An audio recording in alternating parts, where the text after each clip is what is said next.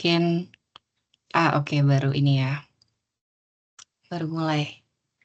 Aman ya? Oke, kita langsung mulai aja, sesi hari ini. Selamat siang, waktu Manchester dan selamat sore waktu Indonesia, dan mungkin teman-teman yang udah hadir bisa on cam gitu ya. Jadi aku ngerasa kayak ngobrol sama teman-teman gitu kan. Dan thank you banget untuk teman-teman yang udah ngeluangin waktunya untuk join sesi hari ini gitu ya. And I'm really excited to have you all here.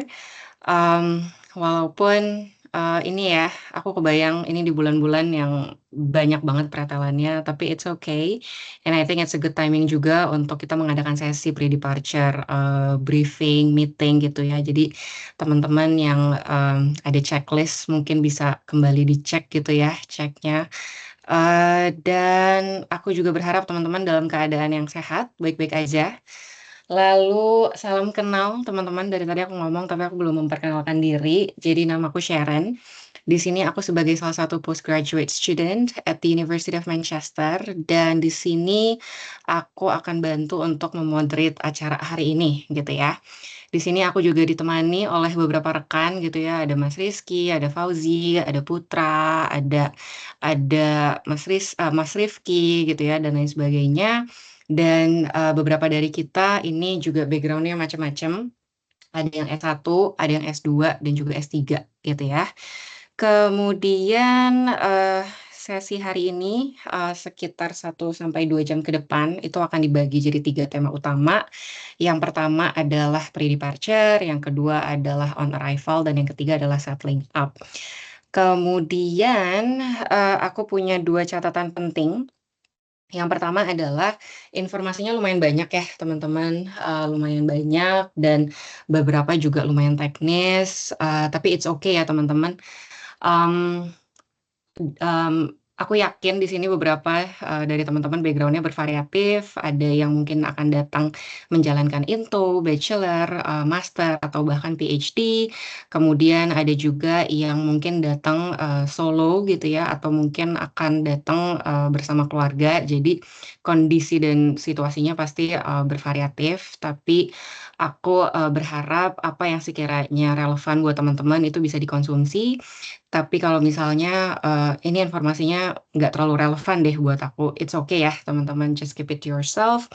Kemudian, yang kedua catatannya adalah, kita ada Slido, app Slido. Jadi kalau misalnya teman-teman along the way punya pertanyaan, bisa langsung ditanyakan aja. Nanti kita akan combine semuanya di sesi, paling akhir gitu ya. Tapi along the way punya pertanyaan silahkan ditanyakan melalui app Slido.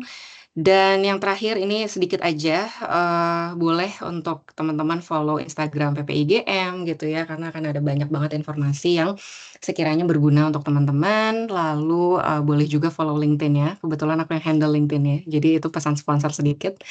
Tapi itu teman-teman kurang lebih gitu ya, semuanya aman, mungkin bisa thumbs up kalau aman, karena aku tidak dapat respon, jadi aku agak bingung ini aman atau enggak gitu ya. Oke, aman ya, all good ya.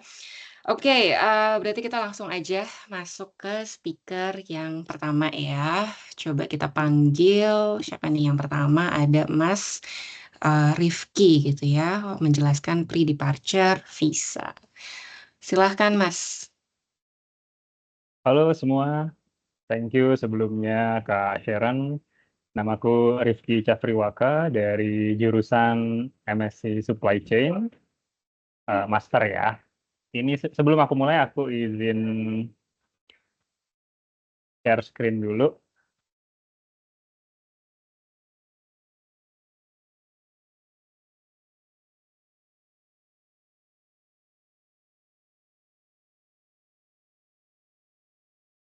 Udah kelihatan belum ya?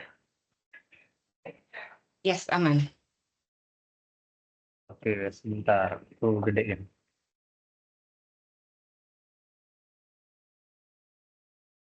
Oke, tadi seperti yang dijelaskan oleh Kak Sharon di awal, jadi ada 3 materi utama yang akan kita cover di acara hari ini. Yang pertama tentang pre-departure, kemudian on arrival, dan yang terakhir ada settling up.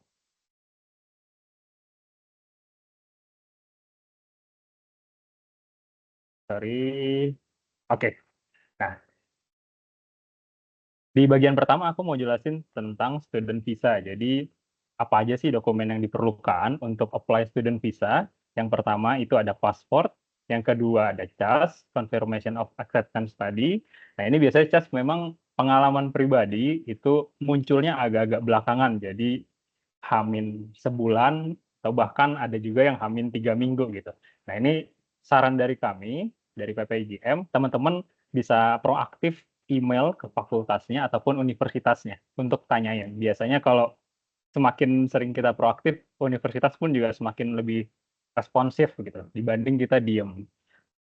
Nah, untuk dokumen selanjutnya tentunya ada proof you have enough money to support.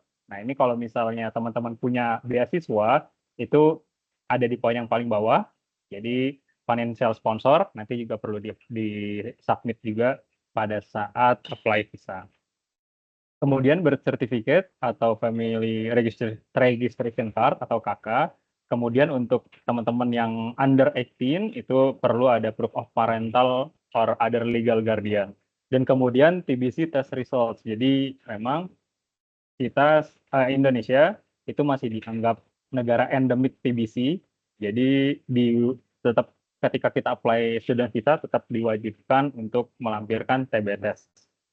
TB test ini ada di 4 kota dan teman-teman nanti bisa lebih lanjut cek di website yang ada di sini untuk detailnya.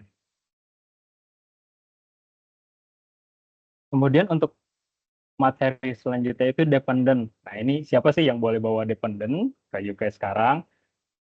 Persyaratan di websitenya itu yang boleh bawa dependent, government sponsor, dan full-time student on postgraduate level course. PhD or other doctorate atau research base. MRes ya, kalau teman-teman ada yang ngambil MRes di sini. Nah, untuk government sponsor ini, seperti LPDP ataupun Chevening, itu boleh atau tidak sih? Jawabannya boleh, tapi untuk lebih lanjutnya nanti bisa dikonfirmasi ke Mas Ares ya. Mas Ares selaku Ketua Kelurahan LPDP juga udah join di meeting ini, tapi di Q&A bisa ditanyakan lebih lanjut. Oke. Untuk accommodation akan di-explain atau dijelaskan sama Mas Putra. Silakan Mas Putra. Oke, thank you Mas Rifki. Kenalin aku Putra dari Public Service PPIGM, ambil MSc Advanced Engineering Materials. Aku mau jelasin soal akomodasi di Manchester. Jadi saat pre-departure yang pertama kita harus lakuin tuh pastinya finding accommodation ya. Untuk akomodasi sendiri ada beberapa hal yang paling penting kita harus pertimbangin. Yang pertama kita mau milih di student atau private accommodation, kemudian budget kita seberapa. Terus ini juga penting lokasi, tidak hanya jarak dari kampus, tapi juga di sekitarnya ada fasilitas atau eh, shop apa aja, terus lingkungannya gimana. Terus kita juga mesti tentuin kita mau sharing house atau kita tinggal sendiri, dan juga di dalam akomodasi itu fasilitas dan furniturnya ada apa aja sih. Next, boleh. Nah, ini salah satu contoh dari student accommodation dari kampus ya. Yang pertama ini dari UOM, itu ada webnya. Mungkin banyak dari teman-teman juga udah cek dan udah daftar atau mungkin udah dapet juga. Terus next, boleh. Ini ada contohnya juga dari MMU dan juga dari Salford ya. Terus next, boleh. Nah, kemudian selain dari universitas juga ada private student accommodation. Itu contohnya ada Unite Students, jadi dia memang khusus untuk student, tapi providernya dari pihak swasta, bukan dari kampus. Dan juga ada dari Vita Student, gitu. Terus next, boleh. Nah, kemudian selain dari student accommodation, di sini banyak juga yang pengalaman sebelumnya kita memilih untuk menyewa private accommodation. Nah, untuk cara mencari private accommodation tuh yang paling banyak bisa kita cari itu dari online websites seperti OpenRent, Rightmove, Zoopla, Spareroom. Terus juga cara lain adalah kita mungkin bisa cari kontak property agency mungkin dari orang Indo sebelumnya ada di Manchester atau misalnya kita browsing di web. Terus juga kita bisa mungkin tanya-tanya ke teman-teman yang sudah ada di Manchester sebelumnya, apakah bisa dilanjutin private accommodation-nya. Terus ini juga ada salah satu cara lain yaitu sublet. Nah ini ada asterisk, kenapa? Karena sublet ini sebenarnya adalah cara yang tidak dilindungi oleh hukum di UK sendiri. Jadi ada resiko-resiko yang eh, ditanggung oleh baik pensublet maupun orang yang mau melakukan sublet. Tapi ini memang banyak dilakuin di Manchester juga untuk cari akomodasi ya di Manchester ini. Next. Nah, sedikit perbandingan mungkin ini pengalaman dari kami ya yang sudah tinggal di sini. Pertama, student accommodation itu biasanya kalau dari bills dia sudah include semua, mau dari listrik ataupun dari air semuanya. Terus juga keunggulannya itu dia biasanya tidak perlu UK garantor. Terus kalau teman-teman yang memang pengen merasakan experience kita bisa kenal banyak orang internasional, mungkin student account ini juga salah satu pilihan yang bagus ya karena kita bisa sharing hall atau sharing rumah dengan teman-teman dari international community. Terus juga kekurangannya sih sebenarnya kalau dari teman-teman yang ingin lebih private dia memang kayak kitchen, hall ataupun kamar mandi banyak yang harus sharing. Terus juga opsinya terbatas karena lokasinya udah fix ya. Kita jadi hanya bisa ngikutin lokasi di mana student accommodation itu berada. Terus mungkin sedikit perbandingan juga dari tadi ada university sama dari private student accommodation. Biasanya dari kampus itu sedikit lebih murah. Terus dari private accommodation itu memang dia lebih mahal tapi fasilitasnya biasanya relatif lebih bagus. Nah, untuk private housing sendiri, biasanya bills itu nggak include, tapi ada juga memang mungkin yang sudah include kalau dari landlordnya ada agreement tertentu. Nah, terus ada juga di sini kekurangannya biasanya butuh UK garantor, ataupun jika tidak bisa provide UK garantor, kita harus bayar down payment seperti 6 bulan atau 3 bulan rent di awal.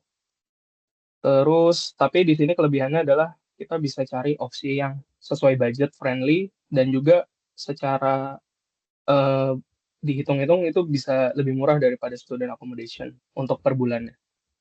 Kemudian juga kita bisa milih buildingnya kita mau di model apartemen, studio, atau misalnya kita mau cari land house ya, rumah yang di tanah gitu. Terus juga karena private accommodation, kelebihannya bisa lebih private. Ataupun kalau sharing house di private accommodation, at least kita bisa bareng sama orang Indonesia dan mungkin lebih culture-nya lebih nyambung ya, kayak gitu. Next.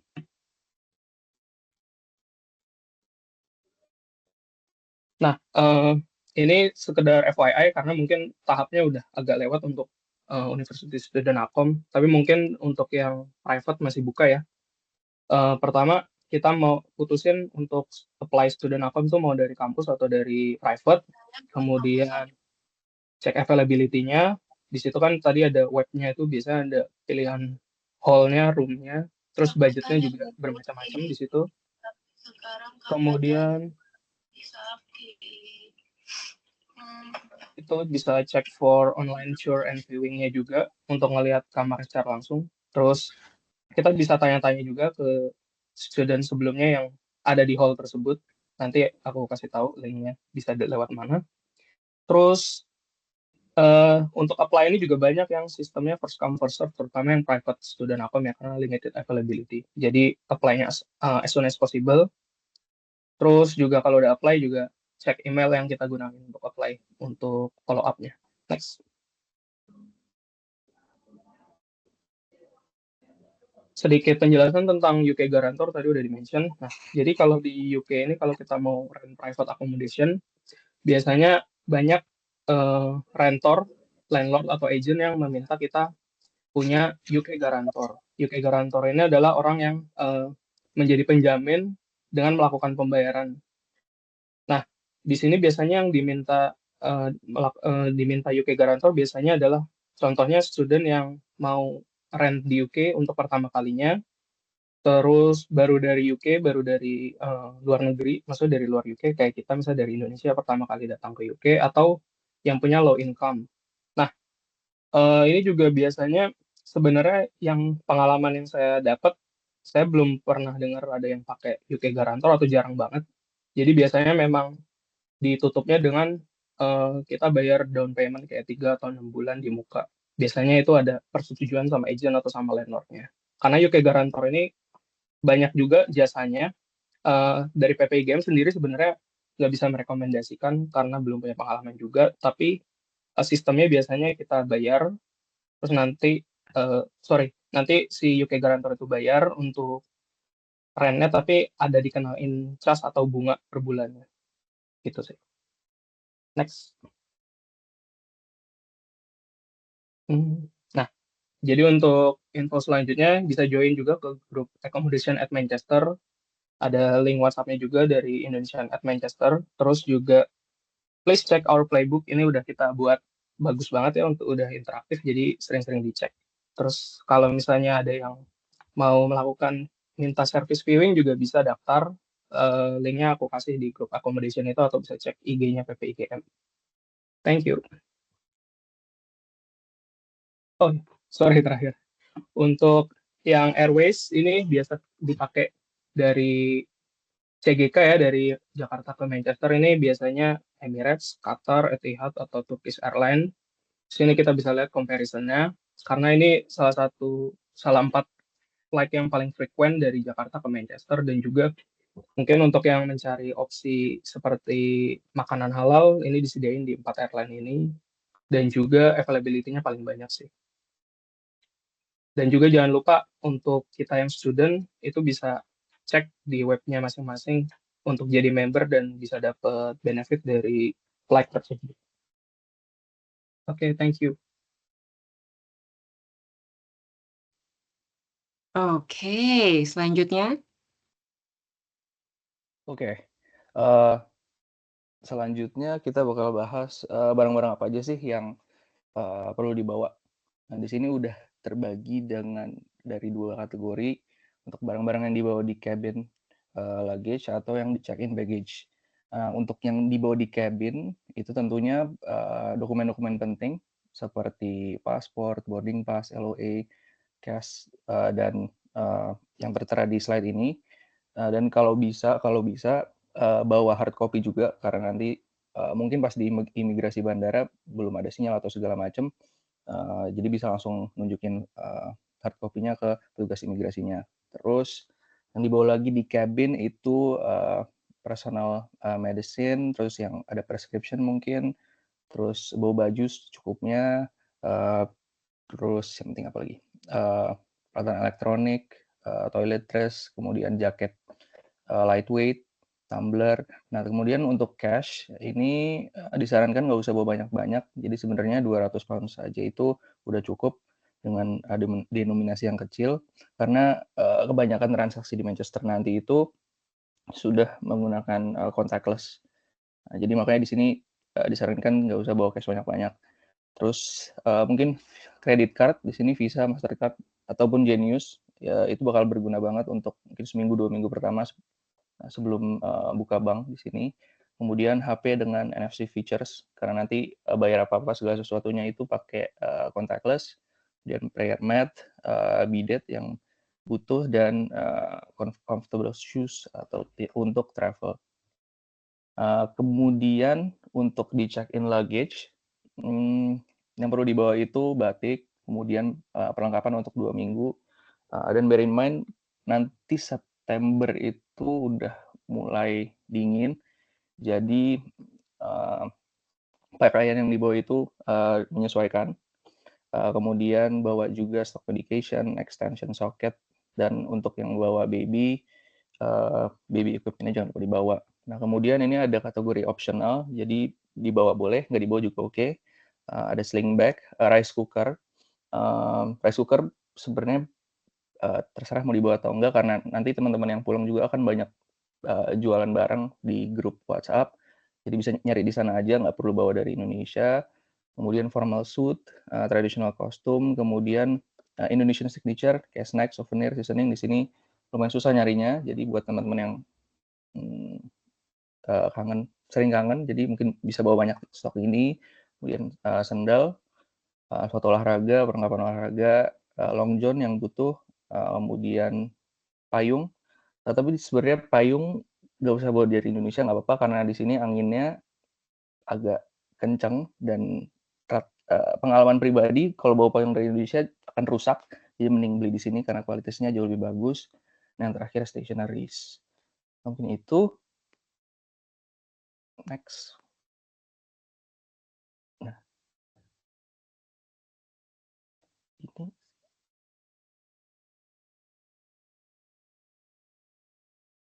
Oke, thank you Torik. Buat teman-teman kalau misalnya bingung gitu ya, pasti kan cukup ada beberapa teman-teman yang bakal bawa barang bawanya lebih dari satu luggage satu kabin, misalnya ada 2 luggage segala macam. Nah, kita kebetulan PPGM saat ini lagi kerjasama sama salah satu salah satu community itu Rim Kirim yang bisa bantu teman-teman untuk kirim barangnya direct dari rumah teman-teman langsung ke Manchester gitu.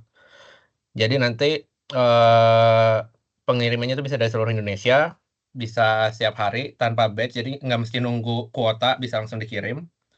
Door to door sistemnya, jadi dari rumah teman-teman ke akomnya teman-teman, atau misalnya nanti teman-teman belum tahu tinggal di mana, bisa misalnya nitip ke temennya atau nitip di tempat akom temennya, itu juga bisa.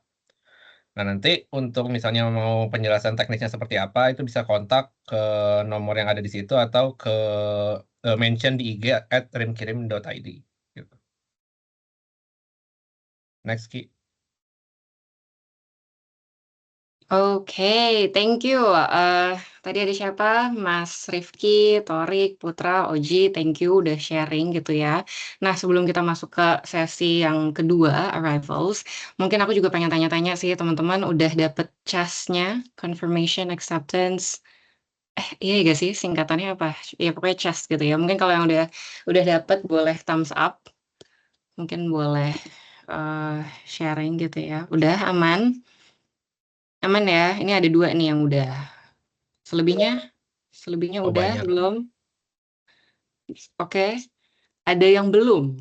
Yang belum mungkin pakai emoji apa ya? Kita ada emoji yang lain. Set. Nah, emoji Set set. boleh, Yang set. belum, yang belum. Yang belum emoji set. Emoji nangis. Nah, ada. Ada ya. Oke, noted. Yes, jadi memang pengalaman aku juga lumayan lama gitu ya untuk dapet CAS-nya, dan kebetulan tahun lalu tuh sempat ada kayak error, hack dan lain sebagainya, jadi tambah lama. Tapi ada salah satu tips yang selain tadi Mas Rifki udah share gitu ya, bahwa kita harus aktif.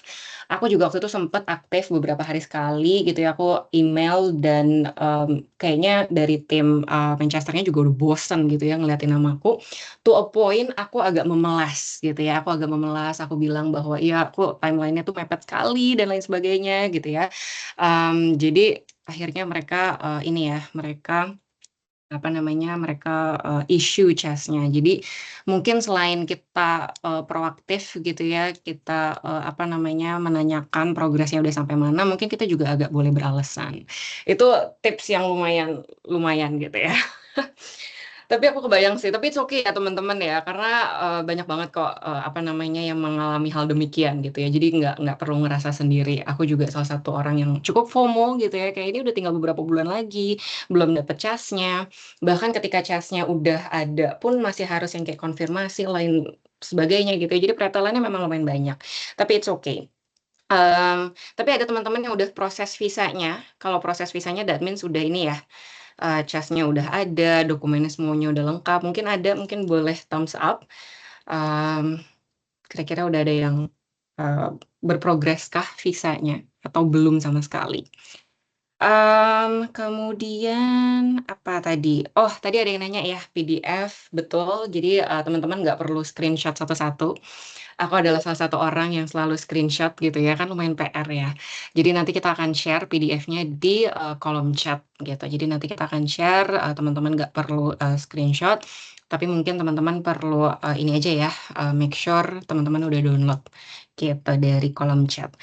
Kemudian tadi juga Torik sempat share gitu ya bahwa ketika nanti teman-teman datang di bulan September, uniknya adalah September minggu pertama itu cenderung panas. Jadi pengalamanku tahun lalu minggu pertama itu oke lah katakanlah 20-25 derajat lumayan gitu ya, lumayan anget. Tapi di minggu kedua itu tiba-tiba langsung drop ke 10 sampai 15 derajat gitu ya. Jadi teman-teman juga udah boleh menyiapkan apa jaket lah ya setidaknya. Karena kalau dari Indo langsung apa ke cuaca yang lumayan sejuk tuh agak kaget gitu biasa di awal. Em, Kemudian soal payung, yes. Jadi Manchester itu suka hujan teman-teman gitu ya. Mungkin kalau ada yang dari Bogor, nah itu kota hujan ya. Jadi aku selalu sebutnya kota hujan Manchester itu. Dan payung itu nggak ngaruh karena selalu rusak gitu ya. Dan orang-orang sini juga kalaupun hujan nggak pakai payung teman-teman gitu ya. Tapi jangan kaget ya. Ini entah kenapa aku juga nggak ngerti. Kalau di Indo kayaknya hujan nggak pakai payung itu langsung sakit ya. Tapi di sini aman-aman aja sih, nggak sakit-sakit. Apa emang tubuhnya udah paham aja gitu ya bahwa ya udahlah ya gitu. Jadi kurang lebih itu ya teman-teman, memang pretelannya ada banyak tapi it's okay. Tadi aku juga sembari ngecek Slido udah mulai ada beberapa pertanyaan, nanti mungkin along the way aku bisa bantu jawab atau teman-teman di sini juga bisa bantu jawab. Coba aku cek di sini. Oke, baru confirm draftnya. Oke, kurang lebih itu. Next kita akan masuk ke sesi on arrivals. Di sini akan dilanjutkan oleh Fauzi, arrivals. Silahkan.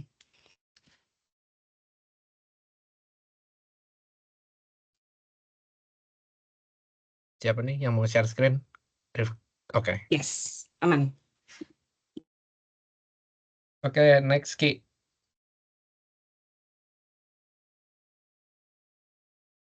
Ya, oke. Untuk teman-teman tadi udah kita bahas ya persiapan teman-teman sebelum berangkat gitu ya, mulai dari pengurusan cas, terus visa, terus mungkin tiket, pemilihan airways-nya mau yang seperti apa, kemana, transitnya seperti apa. Nah sekarang gue mau nyampein sebenarnya kita ada beberapa opsi sih, maksudnya nggak cuma Manchester nggak cuma ada di bandara Manchester doang, sebenarnya kita juga bisa ke London atau misalnya ke Edinburgh misalnya. Tapi gue punya coba menyampaikan comparisonnya antara arrival at Manchester sama arrival di London. Jadi teman-teman kalau misalnya teman-teman langsung direct dari Jakarta terus transit misalnya di Doha atau di Abu Dhabi atau di semacamnya terus langsung ke Manchester Airport, itu jelas teman-teman udah dekat dari kota Manchesternya, dan juga kondisinya itu di Manchester Airport jauh lebih sepi, less crowded dibandingkan Heathrow. Kemudian transport cost-nya juga jelas jauh lebih murah karena udah dekat, sekitar 30-40 menit by taxi atau Uber. Kemudian, tapi sisi negatifnya di Manchester Airport itu airportnya nggak terlalu besar. Jadi nanti teman-teman tiba di Terminal 3, itu terminalnya nggak terlalu besar. Food stall-nya kalau misalnya teman-teman lapar itu nggak terlalu banyak pilihan gitu ya. Jadi mungkin bisa bawa snack di ranselnya kalau misalnya nanti kalau misalnya teman-teman lapar. Kemudian imigrasinya juga terbatas. Jadi dia sebenarnya punya lokennya cukup banyak, tapi personilnya biasanya cuma ditugasin 6-8 orang kayak gitu. Jadi waktu gue nyampe di Manchester itu queue-nya cukup panjang, line-nya cukup panjang, dan gue baru lewat imigrasi itu sekitar 30-40 menitan. Dan belum lagi kita nunggu bagasi. Nah, bagasinya juga cukup lama, meskipun nggak selama di Indo gitu ya, cukup ya enough lah, cukup cepat. Nah, kemudian kalau di Heathrow, kalau misalnya teman-teman mau misalnya let's say pengen jalan-jalan dulu di awal gitu ke London, ya silakan. Tapi kita nggak nyaranin karena yang pertama teman-teman kan pasti bawa banyak barang, bawa banyak bagasi segala macam, itu pasti bakal repot banget. Tapi memang sisi positifnya ya kalian tiba di capital city of England gitu ya, banyak tourist attraction segala macam gitu di London, banyak yang bisa dilihat juga. Kemudian untuk opsi kalau teman-teman dari Heathrow ke London itu juga opsinya banyak, bisa pakai tube, bisa pakai overground, bisa pakai taksi, bisa pakai bis. Tapi negatifnya ya teman-teman jauh dari Manchester gitu. Dan jauh lebih sibuk. Heathrow itu salah satu bandara tersibuk di UK. Kemudian ongkosnya tentu saja teman dari London ke Manchester itu harus naik train atau harus naik bis lagi yang cukup makan waktu 2 sampai 3 jam gitu. Jadi silakan dipertimbangkan sendiri teman-teman. Kalau kami semua nyaranin ya yang penting taruh dulu barangnya ke Manchester dulu, tiba di Manchester. Nanti teman-teman pasti masih punya waktu setahun, 2 tahun, 3 tahun untuk jalan-jalan atau explore di UK. Next.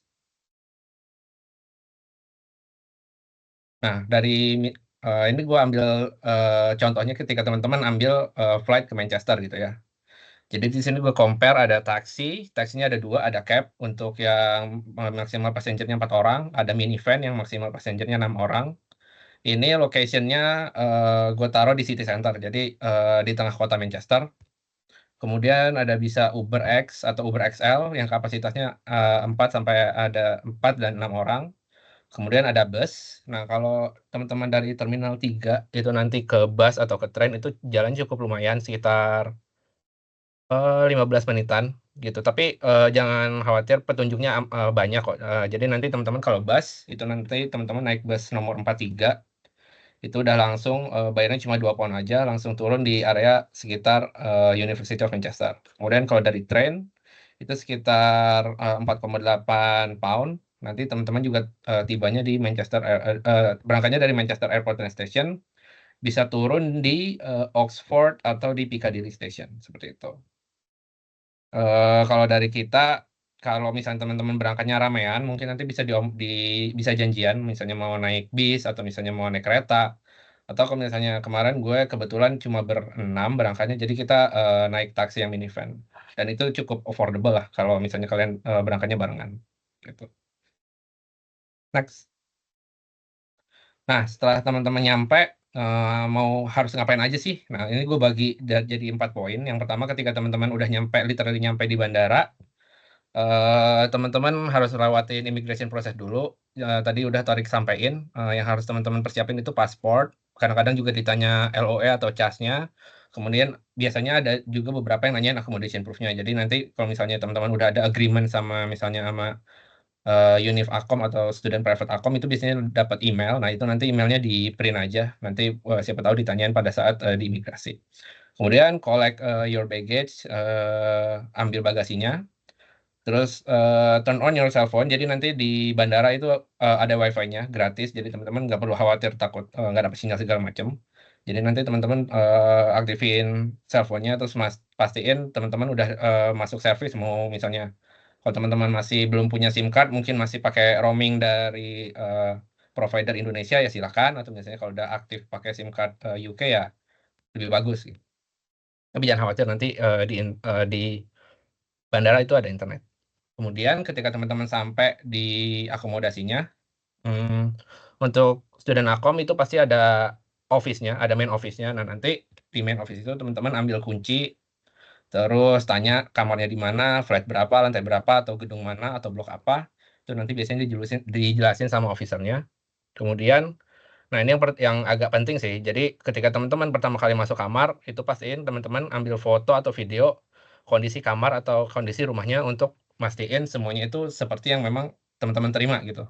Jadi jangan sampai ketika di tengah atau di akhir tenan tiba-tiba ada yang rusak atau ada yang bolong segala macam itu nanti kalian yang disalahin padahal memang dari awal teman-teman udah nerima kamarnya seperti itu, kondisinya sudah seperti itu gitu. Jadi ini cukup agak penting sih. Jadi jangan lupa foto atau video kondisi kamarnya. Kemudian kalau misalnya memang ada yang krusial, kalau misalnya jendelanya nggak bisa dibuka atau ada lemarinya yang bermasalah, pintunya yang bermasalah, itu segera lapor lagi ke officernya atau ke kantornya. Atau misalnya kalau misalnya ke private aku mungkin bisa email atau bisa teks ke landlordnya atau ke agentnya seperti itu.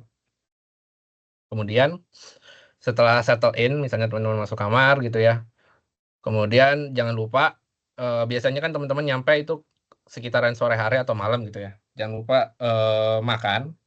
Karena ini biasanya kadang-kadang ada yang capek segala macam, jet lag. Nah, karena teman-teman juga nyampe di lingkungan baru, kemudian cuacanya juga kita nggak tahu nih bakal hujan atau bakal dingin seperti apa. Jadi jangan lupa makan yang penting. Kemudian do grocery shopping. Cari teman-teman di Google Maps mana grocery shopping yang terdekat dari akomodasi teman-teman. Kemudian mulai bongkar bagasi gitu ya. Bagasi teman-teman mulai naruh baju segala macam. Kemudian besoknya teman-teman bisa langsung aktif nih cek kapan bisa ambil BRP, kapan ambil student ID, kemudian setup wifi kampus, kemudian setup bank account supaya semuanya udah settled in supaya teman-teman bisa lanjutin kepentingan prioritas teman-teman yang lain gitu. Jadi terutama teman-teman harus mastiin dulu nih kapan bisa dapat BRP sama student ID-nya karena itu cukup krusial buat teman-teman lanjutin live in Manchester gitu. Next.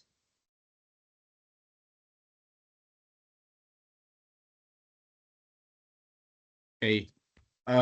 Berikutnya terkait SIM card provider ya. Sebelum perkenalkan, gue Rizky, MSc Business Analysis and Strategic Management. Jadi untuk SIM card provider teman-teman sebenarnya nggak, di sini cuma ada empat provider utama, EE, O2, Vodafone, sama Tri. Nah sisanya itu yang nanti teman-teman mungkin ketemu ketika bikin visa, ketika nanti ada rekomendasi dari teman lainnya gitu, kayak Giffgaff, Lebara, itu sebenarnya mereka nebeng network lah. Jadi kualitas jaringannya akan tergantung ke 4 yang utama ini gitu. Nah, di mana kalau kita ambil coba wrap up itu kita rangkum, sebenarnya kalau dari sini cuma bisa dipetain 2. Jadi II itu yang kualitas jaringannya paling luas dan paling cepat, cuman harganya lumayan mahal, dan kalau paling murah itu ada Tri gitu. Nah, ini nanti misalnya mau pilih yang mana nih? Yang pilih yang mana sebenarnya sama aja, tergantung teman-teman nyamannya gimana. Toh nanti di UK, nah ini ada yang membedakan UK sama Indonesia.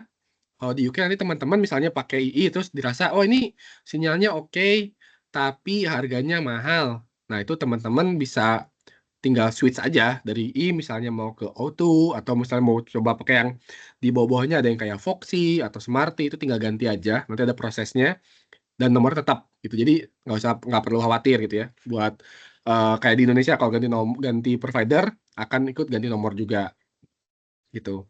Nah, next.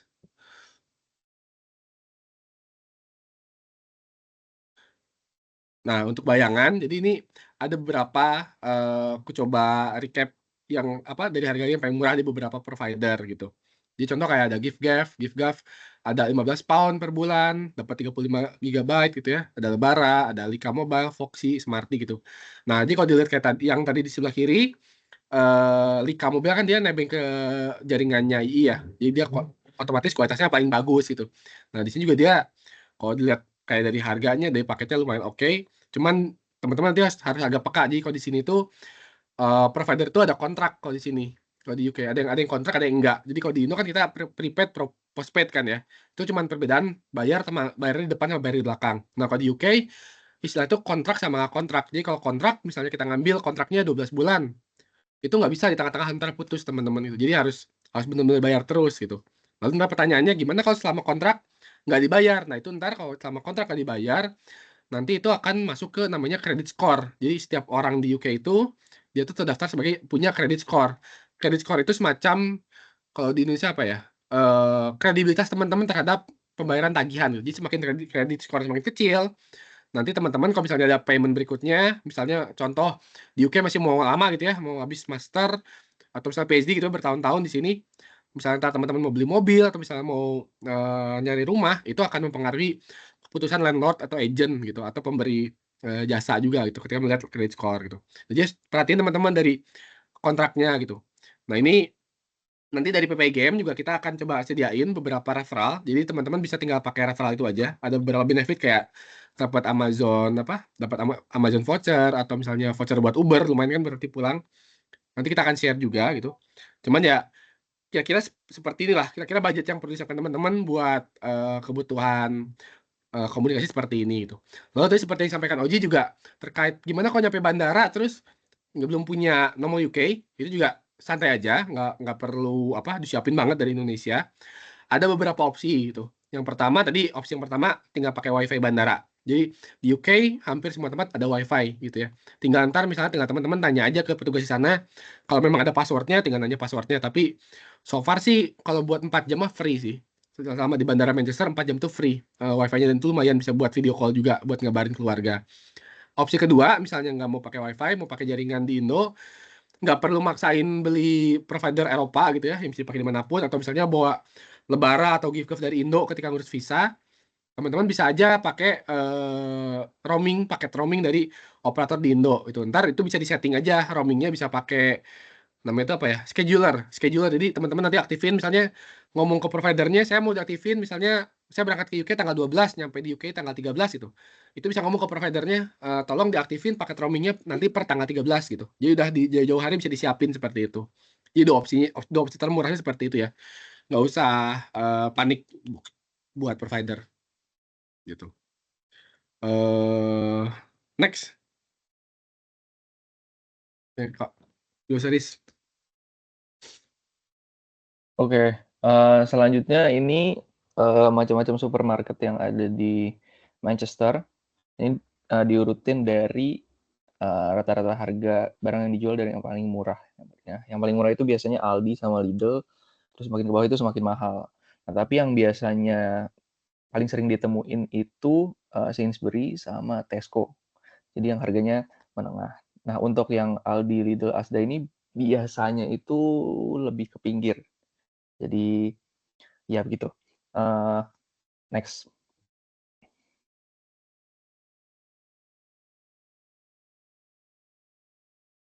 Nah, selanjutnya adalah halal store. Jadi buat teman-teman yang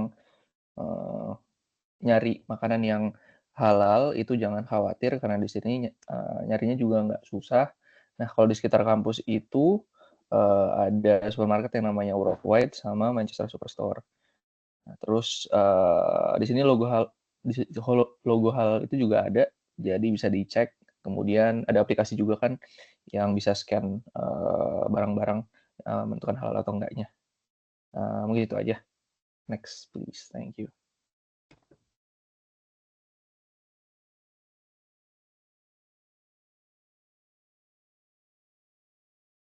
Oh, udah masuk bank account ya.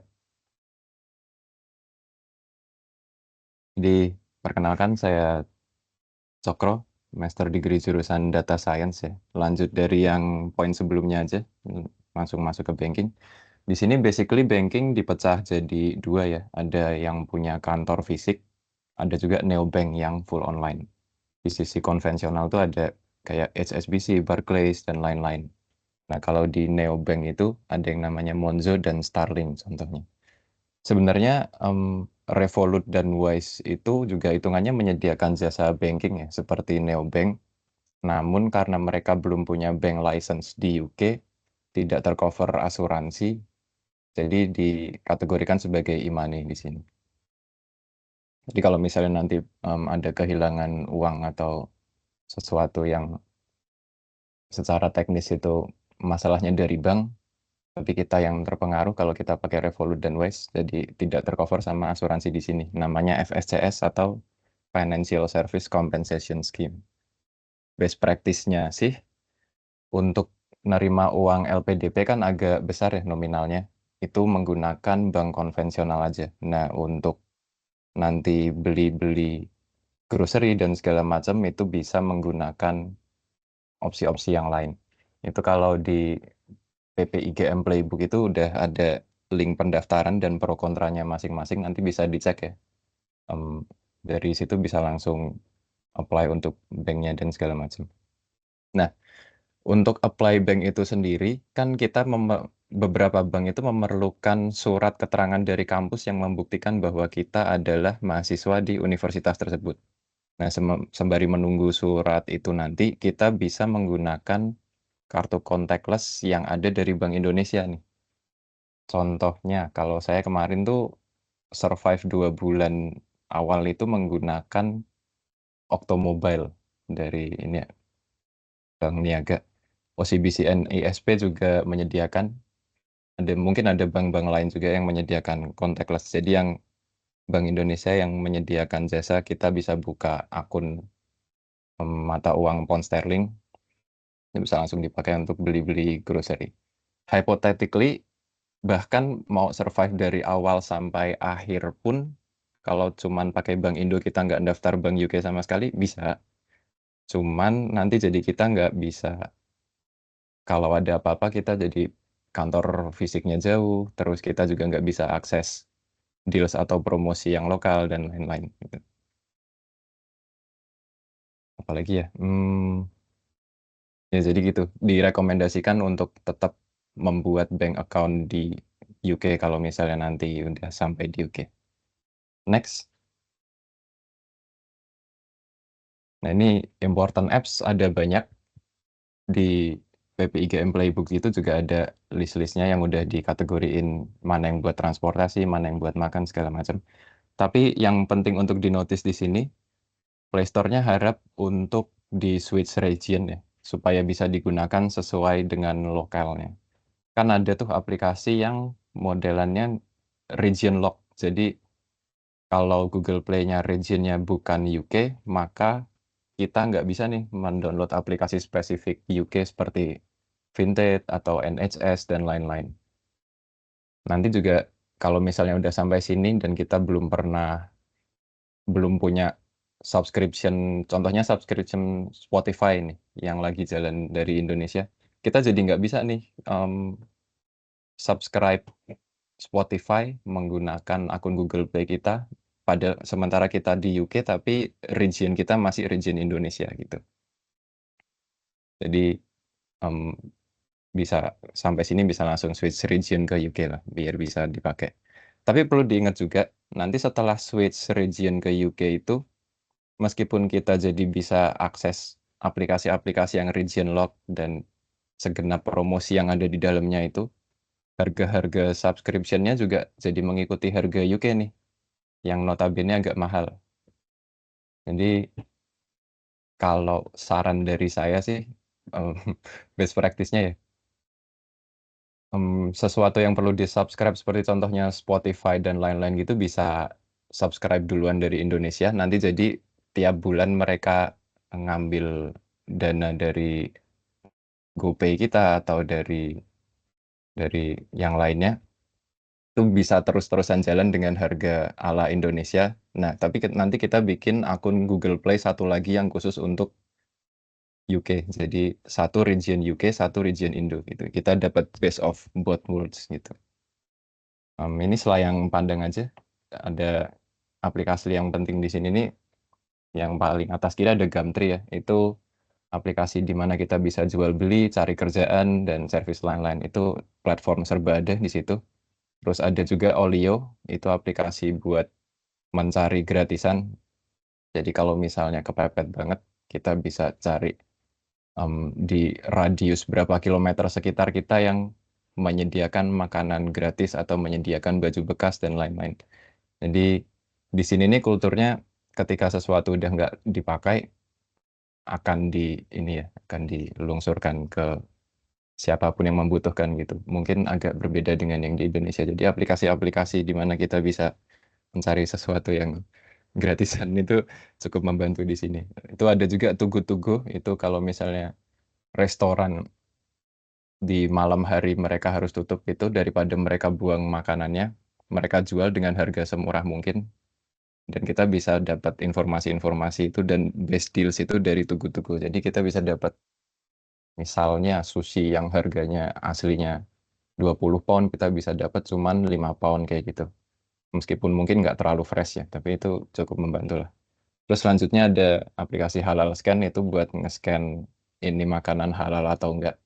Meskipun kalau di grocery, di toko-toko sendiri tuh udah ada ininya nih, segmentasinya apakah ini halal atau enggak gitu. Jadi selalu ada halal corner seringkali ya di tiap toko yang kita kunjungi.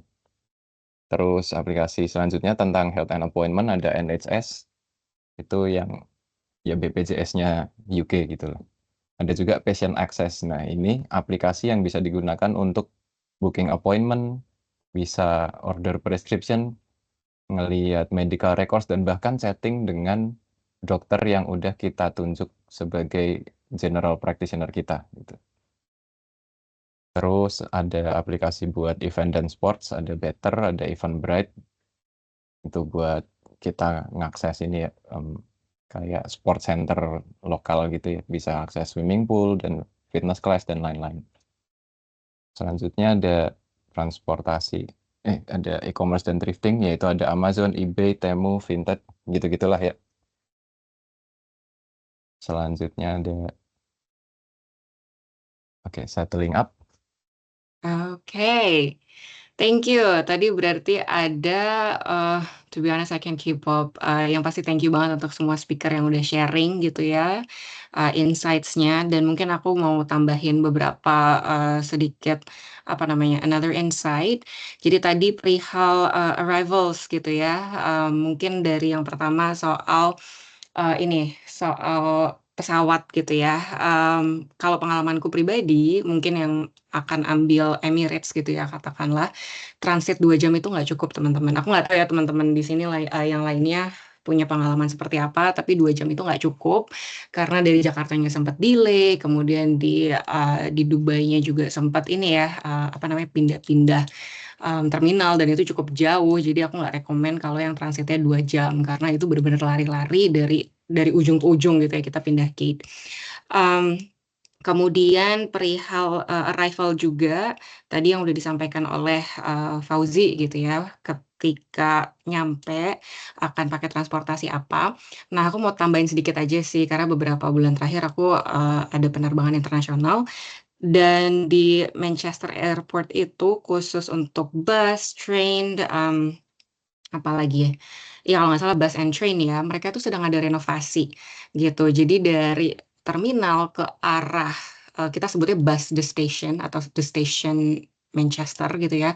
Itu sempat ada renovasi, jadi arahnya agak ribet gitu ya teman-teman. Jadi bayangin ketika baru datang, terus harus pakai public transportation, dan posisi di dalamnya itu lagi renovasi gitu. Dan itu kemarin renovasinya dari Januari, dan kemarin aku sempat tanya, katanya sih sampai akhir tahun. Jadi jangan panik ketika pas nyampe, loh kok nggak kelihatan ya, atau jalannya sempat keblok atau kayak gimana. Karena memang mereka lagi ada renovasi. Terus lanjut soal SIM card gitu ya, kalau yang tadi udah dibahas soal SIM card yang ada di sini di UK. Mungkin aku juga mau remind, aku pribadi aku pakai Telkomsel dan kemarin tuh aku baru sadar bahwa aku harus kayak memperpanjang beberapa kali gitu ya. Terus kemarin ada yang kasih insight bahwa beli aja paket perpanjang 6 bulan gitu ya, 6 bulan atau per 3 bulan gitu ya, itu bisa dicek. Jadi apa namanya, jadi SIM card Indonesianya juga tetap aktif gitu ya, walaupun teman-teman di sini menggunakan SIM card sini gitu ya. Itu nanti juga bisa dicek. Kemudian soal bank account, tadi juga udah disampaikan sama Mas Rizky gitu ya, ada bank digital, bank konvensional, dan ini menarik ya teman-teman. Jadi kemarin ketika aku datang, aku berharap aku bikin bank konvensional gitu ya, Lloyds atau Barclays, tapi ternyata di sini sistemnya berbeda sama di Indonesia. Jadi kalau di Indonesia kita bikin bank itu mereka sangat amat welcome ya, karena mungkin mereka akan dapat commission dan lain sebagainya. Tapi di sini mereka nggak gitu ya, mereka sama sekali tidak ada commission gitu ya. Jadi mereka ngelihat international students tuh kayak, aduh ini rame banget orang datang bikin akun gitu ya. Dan teman-teman tuh bukan berkompetisi sama anak-anak Indonesia lainnya, tapi juga sama international students dari negara lain gitu ya. Jadi ketika aku bikin Barclays, mereka tiba-tiba minta semacam ini ya, SIM versi UK, terus minta hal-hal yang menurut aku itu nggak make sense gitu ya. Jadi mereka beralasan lah intinya biar teman-teman tuh nggak bikin akun gitu ya di mereka, karena itu load-nya memang lumayan tinggi di bulan September Oktober. Jadi yang aku bisa saranin adalah teman-teman bisa buat bank digital. Aku pribadi aku pakai Monzo karena tadi ada ini ya, ada protection-nya gitu. Dan bank digital itu so far sih aman gitu ya. Nanti kalau udah ada bank digitalnya, paralel bisa bikin bank konvensional. Di bulan November itu udah nggak terlalu rame. Itu biasanya orang-orang tuh lebih welcome gitu ya untuk ngelayanin teman-teman. Tapi di bulan September, Oktober itu biasanya orang-orang yang ada di cabang-cabang tuh, bahkan teman-teman nelpon itu biasanya nggak dilayanin. Maaf banget. Itu kurang lebih soal ini ya, soal bank. Dan tadi juga tadi siapa yang sempat sharing, untuk LPDP gitu ya, itu juga so far aman ya, so far aman pakai bank digital, walaupun memang tetap kita rekomen pakai bank konvensional. Tapi nggak apa-apa ya, ini paralel aja semuanya. Terus OCBC juga so far rate-nya yang paling oke. Aku bukan orang dari OCBC ya teman-teman. Tapi tadi yang udah sempat di-share juga it's a good thing. Kemudian lanjut soal groceries. Tadi yang paling oke, affordable itu ada Lidl, ada Aldi sama Asda. Tapi so far aku pakai Lidl sama Aldi itu mereka nggak provide yang namanya pengiriman ke rumah dan itu ribet banget teman-teman jujur kalau datang ke supermarket bawa gembolan gitu ya. Dan so far yang aku temuin bisa antar kirim ke rumah itu adalah Asda dengan minimum sekitar 40 pon. Kesannya banyak ya 40 pon tapi ya oke lah gitu kan. Nah tipsnya adalah teman-teman bisa subscribe gitu ya untuk mereka apa namanya mengadakan pengiriman. Aku tuh baru sadar itu bulan Januari. Jadi sebenarnya udah agak telat ya. Jadi kalau aku sadar ya bulan September mungkin itu lebih apa lebih lebih lebih baik gitu kan karena itu subscription-nya per 1 tahun. Kemudian soal apps. Nah, teman-teman jangan kaget di sini ada banyak banget apps-nya dan aku awal datang itu kayaknya ada 30 apps. Walaupun sekarang sih yang kepake mungkin cuma 15 ya, tapi awal datang memang lumayan banyak apps-nya. Cukup overwhelming, yes. To a point kalau misalnya yang perempuan gitu ya, kita mau fitting room di Zara itu mereka ada apps-nya gitu ya. Jadi aku kadang ngerasa kayak ini terlalu ini banget ya, terlalu advance banget untuk aku yang anaknya cukup gaptek sebetulnya. Tapi ya udahlah ya kita kita ikutin aja mereka maunya seperti apa. Jadi memang di bulan-bulan pertama akan overwhelming, tapi it's okay. It's just the way it is. So itu kurang lebih untuk sesi arrivals. Next kita akan lanjut ke sesi settling up. Akan dilanjutkan oleh Mas Rifki. Silahkan Mas. Thank you. Oke, thank you Kak Sharon. Aku jelasin lagi ya. Nah, begitu teman-teman sampai ke UK, jangan lupa lapor diri ke website KBRI karena ini mandatory untuk student yang baru datang ke UK untuk keperluan pendataan di KBRI. Kemudian, nah ini yang penting juga tadi udah sempat disinggung sama Bro Fauzi nih terkait BRP sama Bro Cokro juga. Apa sih BRP itu? Jadi BRP itu semacam KTP di UK. Fungsinya untuk apa? Fungsinya kalau teman-teman ke luar negeri, let's say teman-teman liburan ke Eropa daratan gitu ya. Terus begitu balik lagi ke UK yang ditanya itu pasti BRP. Jadi ini penting banget. Cara ngurusnya BRP itu biasanya nanti begitu teman-teman datang ke UK akan ada email dari pihak kampus yang bilang teman-teman harus ngambil tiga dokumen atau three things. Yang pertama itu student ID, yang kedua surat untuk mengurus bank, dan yang ketiga BRP. Jadi stay tune aja di email teman-teman di email kampus ya. Perhatiin setiap informasi yang dikirimkan dari universitas karena nanti akan diarahin di mana ngambil dokumen-dokumen ini. Terus biasanya memang cukup karena semua mahasiswa baru tuh ngambilnya di satu tempat yang sama gitu. Dan ada beberapa hari. Ada seminggu kalau nggak salah kalau tahun lalu. Biasanya ngambilnya di student center itu di lingkungan kampus juga. Terus ada kebijakan baru per tahun 2025 BRP ini nanti bentuknya nggak fisik lagi, jadi bentuknya akan jadi digital.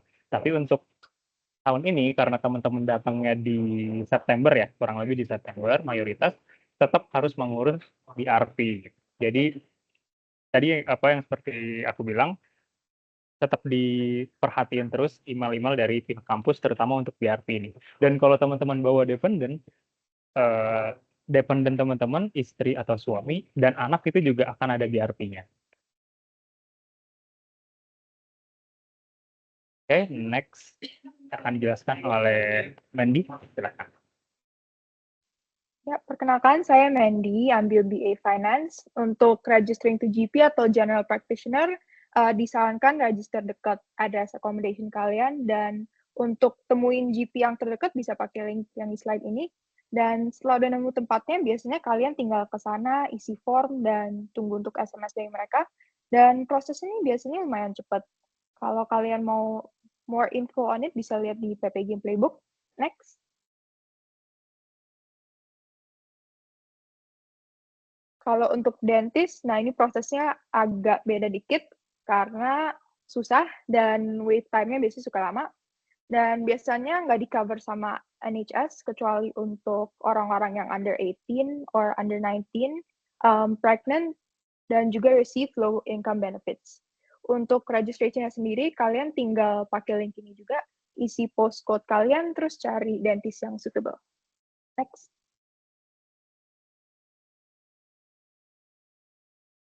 Oke, selanjutnya adalah council tax exemption. Nah, jadi sebenarnya buat student itu tidak perlu untuk membayar tax. Cuma buat teman-teman yang nanti tinggalnya di private accommodation yang di luar Uniacom, itu harus mengajukan ini. Nah, apa aja yang dokumen yang diperlukan itu ada di sini, ada 4, ada completed application form, tenancy agreement, cash dan unconditional LOA, sama photos of the front and back pages of the BRP for all occupants. Nah, nanti dokumen disiapkan, terus masuk ke link ini, manchester.gov.uk. Nah, terus tinggal ikutin aja step-nya. Udah kurang lebih itu. Terima kasih. Next. Nah, di sini untuk transportasi di Manchester itu yang paling umum ada 2. Yang pertama itu bus, itu range-nya juga udah kemana-mana, jadi paling sering digunakan, dan provider yang paling besar itu Stagecoach namanya. Nah, terus selain bus itu ada tram. Nah, kalau tram ini nggak begitu luas jaraknya, kisaran di tengah city center atau keluar jauh sekalian. Mungkin itu saja. Thank you.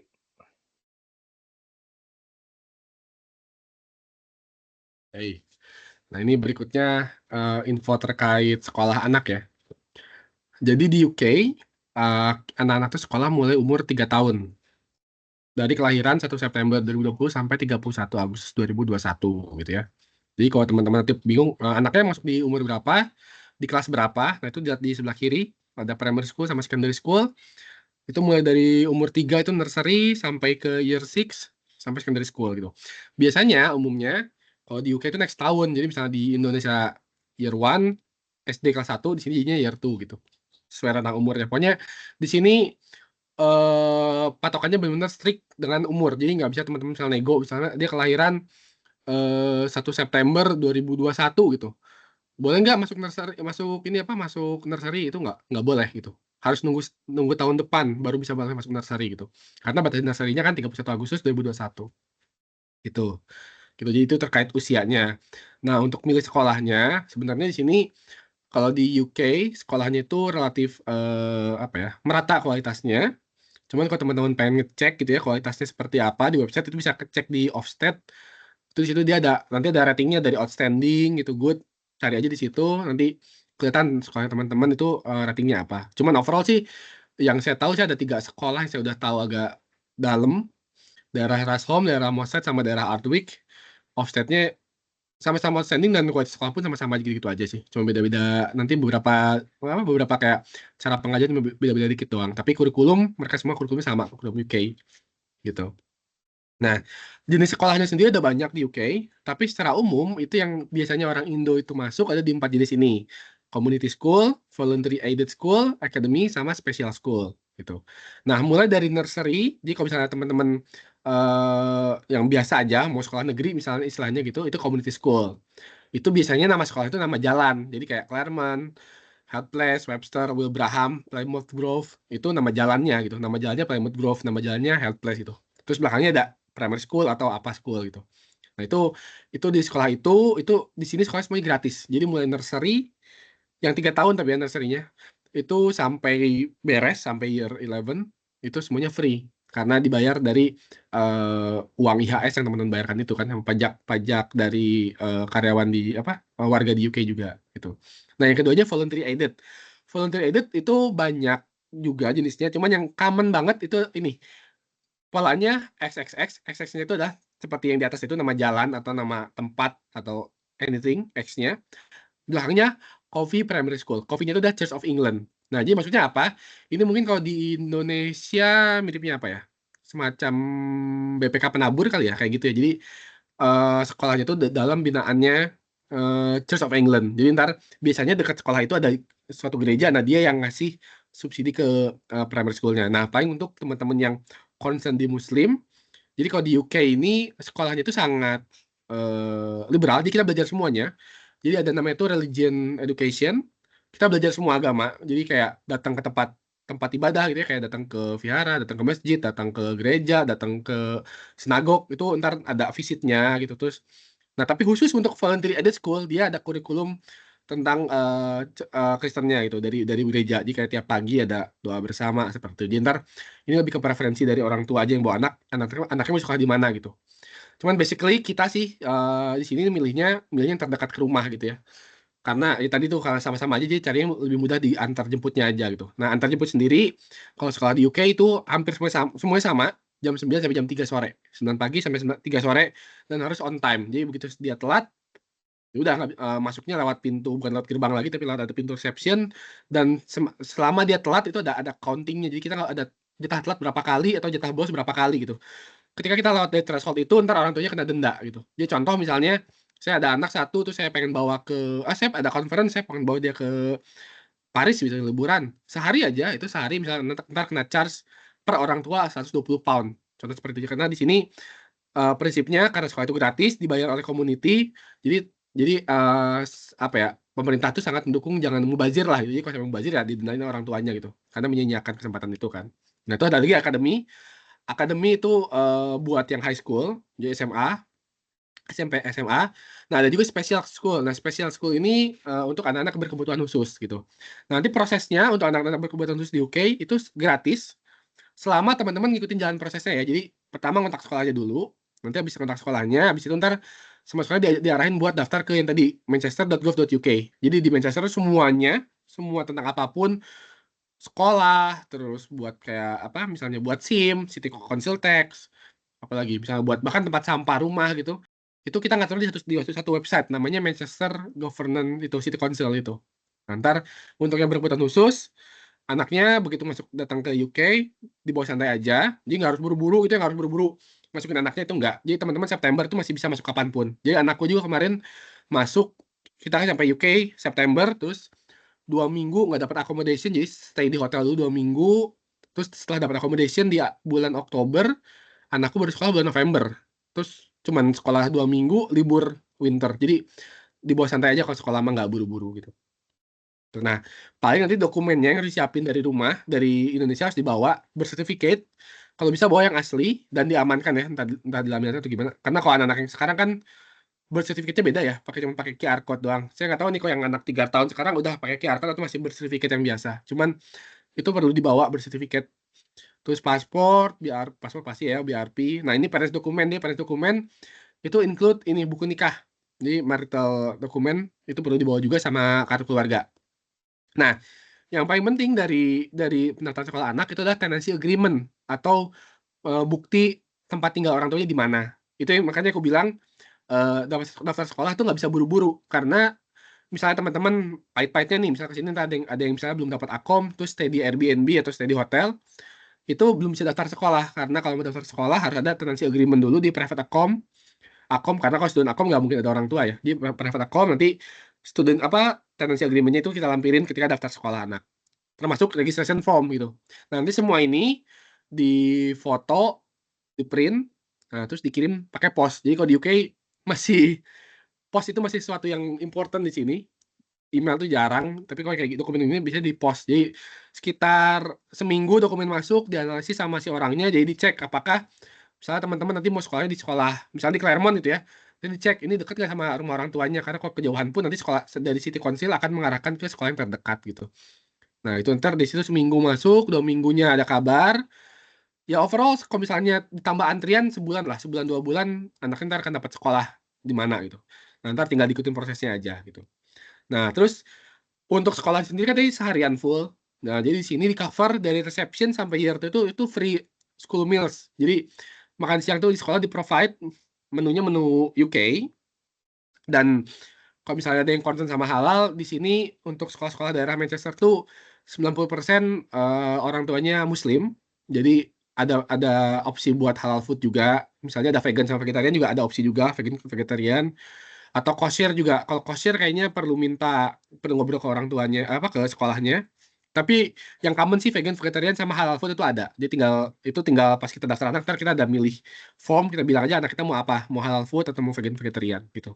Dan itu free. Jadi reception bayar tuh. Nah, untuk nursery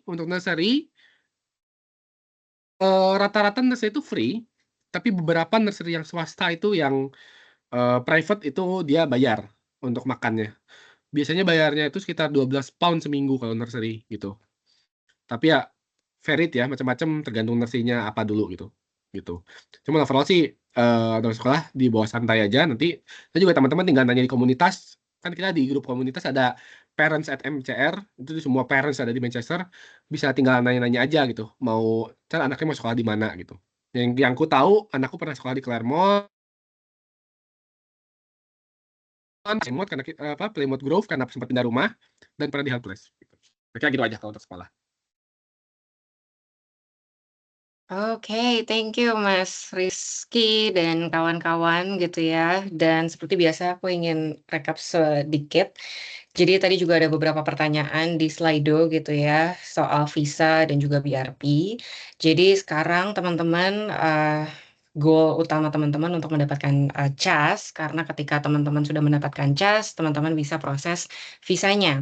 Dan ketika teman-teman udah dapat visa dan udah dapat akomodasi, basically teman-teman udah bisa datang. Jadi tadi di Slido ada yang nanya, tercepat kapan gitu ya bisa datang ke Manchester, ya basically kalau teman-teman udah ada akomodasi dan udah ada visa. Lebih tepatnya visa sih gitu ya. Jadi jangan datang ke Manchester tanpa ada visa gitu ya, nanti dipulangkan. Terus juga visa itu juga hati-hati teman-teman, karena beberapa tahun lalu ya sempat ada yang udah beli tiket pesawat tapi visanya itu ternyata entry-nya di tanggal sekian gitu ya. Katakanlah gitu ya 20 Agustus, tapi ternyata dia beli tiketnya 15 Agustus gitu ya. Itu kan beda beberapa hari, agak serem ya. Jadi better tunggu dulu visanya keluarnya kapan gitu ya, kan nanti di situ ditulis tuh bisa masuk kapan, baru tuh teman-teman beli tiket pesawat gitu ya untuk berangkat. Nah, visanya itu biasanya cuma 3 bulan ya, jadi katakanlah dari September sampai November. Tapi itu nggak apa-apa ya teman-teman, karena nanti di bulan September Oktober teman-teman akan dapat BRP, basically itu penggantinya visa. Jadi the whole duration teman-teman sekolah gitu ya, itu kalau visanya udah expired itu tinggal pakai BRP. Jadi tadi ada yang nanya kalau misalnya lulusnya tahun depan gitu ya, Desember, sedangkan visanya udah berakhir di bulan November tahun ini, itu nggak apa-apa karena nanti teman-teman akan dapat BRP gitu ya. Jadi itu aman. Terus tadi teman-teman ada yang nanya apakah ini graduate visa? No, itu student visa. Graduate visa itu berbeda ya teman-teman. Jadi nanti pastikan di website Manchester, University of Manchester, kalau misalnya yang tujuannya Manchester, atau di University of Salford atau MMU, itu juga mereka menyediakan gitu ya. Bahkan ada step by stepnya cara teman-teman apply untuk visa. Informasi yang kita tadi share itu cukup general, tapi biasanya detailnya itu ada di website masing-masing universitas. Jadi itu perlu dicek gitu ya. Itu berarti tadi aku udah menjawab beberapa pertanyaan juga. Kemudian tadi soal yang welcome week itu offline cenderungnya. Kalau kemarin waktu pandemi mungkin ada yang hybrid, tapi sekarang sih udah offline. Dan apakah bisa di skip? Ya bisa-bisa aja gitu ya, tapi aku nggak saranin di skip karena di minggu-minggu welcome week itu kita ketemu teman, kita ketemu lingkungan baru dan kita familiarize dengan bla bla bla gitu ya, kayak misalnya kelasnya di mana atau lain sebagainya. Jadi aku nggak saranin untuk di skip gitu. Tapi kalau memang ada alasan khusus sampai harusnya di skip, ya udah nggak apa-apa gitu ya. Ini aku akan go through lagi pertanyaannya, tapi ini aku sembari rekap aja apa yang tadi udah dibahas sama teman-teman gitu ya. Terus aku juga saranin selalu cek email ya, karena kemarin tuh aku sempet ternyata emailnya itu masuknya ke junk email gitu ya, jadi nggak sempet notice. Terus soal tadi GP itu memang betul mirip BPJS, tapi to be honest di sini aku nggak tahu ya teman-teman udah pernah ada yang punya pengalaman gitu ya dengan GP, tapi di sini itu orang bulenya walaupun sakit ya udah gitu ya. Jadi kita misalnya flu gitu ya, kita kalau di Indo mungkin kita udah langsung bisa gitu ya ke BPJS terus dapat obat dan lain sebagainya. Di sini tuh lebih kayak oh ya udah flu ya udah gitu ya, kayak oh hujan ya udah, kehujanan ya udah gitu ya, tolak angin aja. Jadi to be honest aku nggak terlalu ngandelin GP di sini. Dan dentist di sini juga cenderung nggak di-cover gitu ya. Jadi banyakan dari kita sih dari Indo tuh udah kayak ngecek gitu ya semuanya, ngecek mata, ngecek gigi dan lain sebagainya karena di sini lumayan mahal. Terus tadi juga sempat udah dibahas soal transportasi sama Taufik gitu ya, soal stagecoach. Tapi aku kurang yakin ya tadi udah sempat mention atau belum. Jadi di sini itu ada paket gitu ya, ada banyak paketnya, ada paket harian, ada paket mingguan, bulanan gitu ya. Ribet banget ya pokoknya ada banyak paketnya. Tapi kalau aku ambilnya yang kemarin tuh 10 bulan seharga 330 pon. Kesannya mahal ya teman-teman, kesannya mahal gitu ya, 330 pon untuk 10 bulan, that means 1 bulannya 33 pon.